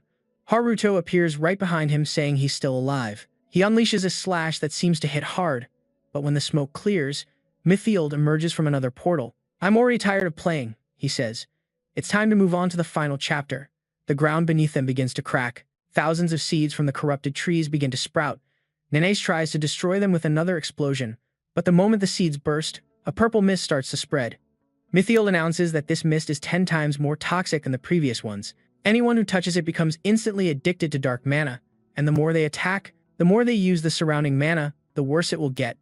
Haruto starts to think that maybe he should have copied the Holy Sword after all, even if it meant giving up his shadow movement ability. But, just then, Lucas slams the sword into the ground. A radiant light erupts from the area. The mist begins to vanish, scattering in all directions. Lucas is there in total Chad mode, holding the glowing sword. Nancy and Haruto watch as Mithield starts to lose it, screaming, "What the hell do you think you're doing?" He launches another barrage of vines at them, but Lucas keeps moving forward. He says, "You betrayed me first. I don't care anymore."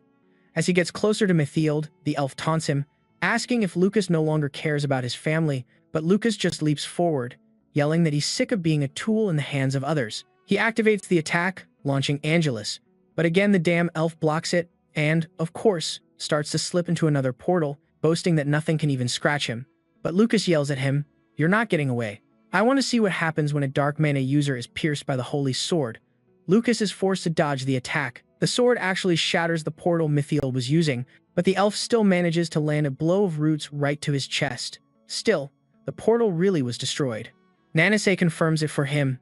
He has nowhere left to run. This is the end. Mithield actually looks worried. He knows now that if he's hit by the hellfire in this state, he's in real danger. He raises more roots to defend himself, but Nanis's flames are spreading all over the city. It's getting out of control.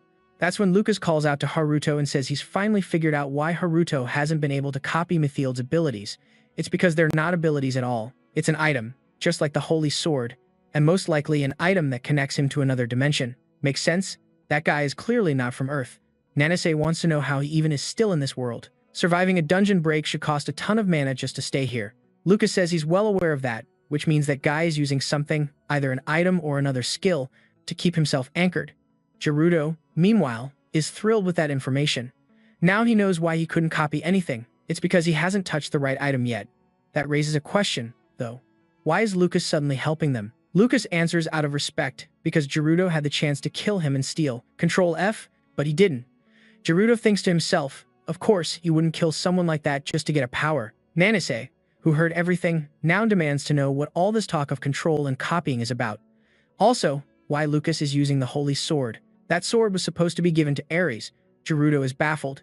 He doesn't even know where to begin explaining. But just then, from the middle of the flames, more branches burst out. Midshield has returned, barely alive. A complete mess, but still standing. The problem is, something's changed. Midshield, having absorbed the mana from the roots into himself and now completely unhinged, is screaming. The real disaster begins now. Gerudo dodges Midshield's first strike and yells at Nanase to hit him with Hellfire. Lucas says that he can also use the light again if necessary. Gerudo charges in first, asking them to block the guy's vision. Nanase unleashes a vertical wave of flames, closing off the area. While the elf is distracted, Gerudo focuses. He's trying to figure out exactly which item contains the skills. He touches one of the corrupted roots and the system tells him, "You need 2 more pieces to absorb the skill and vitality of Harassal." He tries Control+B, and another message pops up. Target's HP, 15%. Gerudo realizes this same alert is probably also appearing for Midshield, which means the guy is on the verge of collapse. He uses Control+B on the first batch of roots and they turn golden. Midshield is baffled. That bastard just copied the corrupted tree he was using. But just then, Lucas drops down from above, telling him it's no time to worry about that. Midshield tries to use the trunk skill, but the system denies it. Harassal's roots unavailable. He's confused and almost gets hit in the back of the neck by a fire whip. He dodges it, but it still hits him in the chest. He tries to open a subspace with his other hand, but Lucas immediately warns Gerudo, don't let him open it. Gerudo fuses the copied root ability with his spiderwebs and bear claws, immobilizing both of the elf's arms. The guy is a walking build now. Spider, tree, bear. He's got the whole combo. Nane says that when someone crosses into this world from another dimension, they become an enemy and it's her duty to eliminate them. The blonde elf scoffs, saying it's ridiculous that they're treating him like a monster. She smiles and tells him not to worry, because she likes to finish off monsters quickly. Then she unleashes another blast of hellfire, engulfing the entire street in roaring flames. Bro, what the hell? This time they really fried him. There's no way he's walking out of that. Nanase even compliments him, saying that's impressive, that he still has the strength to scream. But then Mithield's face twists, and he says, "If I can't purify the land I came from, then I'll leave this place just as ruined." Lucas screams, begging him not to do it, but out of nowhere, a gigantic pillar of spatial light shoots into the sky. Mithield calmly declares, "Now all of Tokyo is in danger and I couldn't care less." Right in front of Haruto, a huge subspace forms and he realizes that his chance to get something like this is slipping away. So, what does he do? He charges, running him straight through the stomach. Brutal, but he used too much force and ends up falling into the rift himself. His friends scream for him, but Haruto is already floating in some dark place, full of suspended stars, wondering if this is the subspace contained in the object. He crouches down thinking that maybe physical contact will do the trick. As soon as his hand touches the ground, the system issues a notice. Another option available. You can copy this subspace, but just as he confirms the command, the system throws him a warning. This is an object connected to another dimension. An exact copy is not possible. Haruto stands there confused. What's all this about another dimension? Still, he manages to copy part of the dimension, but he can only access a limited section unless he gets a dimensional key. Then the system starts to synchronize with the copied subspace and suddenly he realizes he can open it like an inventory. A CTRL+C+, level up access, the whole interface. I'm starting to lose track here myself. But you know all these pieces are going to fit together eventually. It's building up to something. Mithield says he can't believe Haruto's CTRL+C can even copy objects from another dimension, but now it makes sense. These fragments are technically objects. Now Haruto ignores him and just wants to know why he's doing all this. And it's time for the villain's tragic backstory. The effeminate elf says his homeland is on the brink of extinction. He stole the dimensional key from the fallen spirit king. Haruto reacts. Wait, is that the guy I have to kill to finish copying this subspace? But Mithield tells him to forget it. That guy was the one who brought his world to ruin. Just when he was about to be killed by him, he managed to steal a fragment and teleport away. And that's the only reason he's still alive. Haruto asks how that supposed skill became an object. Mithield explains that he used a curse just like the one Haruto has, but this one comes from his own dimension. And, oh my god, he has the curse of shift. Now, is that shift like the keyboard key or shift as in dimensional shift? We don't even know. Probably both. Honestly, this author must just look at his keyboard when naming skills. Okay, CTRL+C, CTRL+V, F, shift, perfect, done. That's when Takeuchi shows up in full armor, followed by a horde of mini golems and Masato calling from behind. Nana smiles and then the captain arrives, reporting that all the monsters in the area have been eliminated. Takeuchi is about to mention that there was something else in another part of the city, but bam, Shirosaki cuts in, saying she already handled it. Immediately, Nana wonders what happened to Shirosaki with purple eyes glowing. He says, that bastard didn't want to be captured, so I had to kill him. Nana notices that there's something off about him, but she congratulates him on the job anyway. Mas wants to know where the hell Haruto is. Nanase says he's inside that dimension along with that elf. Mas warns that it's dangerous, but Nanase reassures him. The elf was practically dead, so Haruto is probably fine. Lucas, on the other hand, says that they need to seal the portal now, before even more powerful creatures start appearing. Takeuchi looks at Lucas and asks, and who is this blondie? And why the hell does he have the holy sword?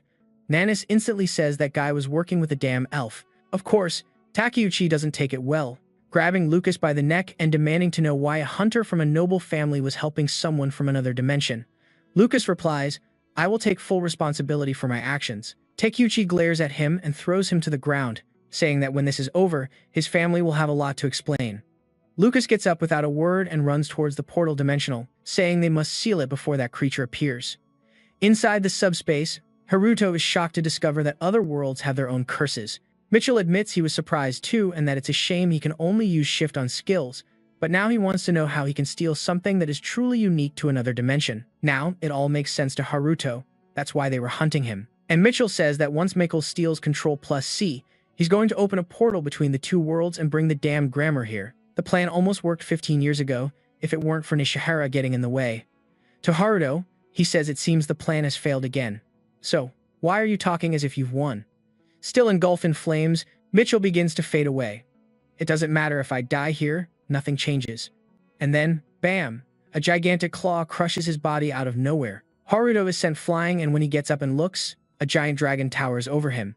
He's stunned. Why the hell is this thing inside the subspace? He sees the pool of blood. There's no doubt, Mitchell is really dead, but if that thing gets out into Tokyo, it's going to be a nightmare. The dragon attacks him with a swipe of its claw. He dodges and starts running, trying to find where the hell the exit is. Then, a light erupts from below. Lucas appears and tells him not to worry. Subspace creatures are weak against the holy sword.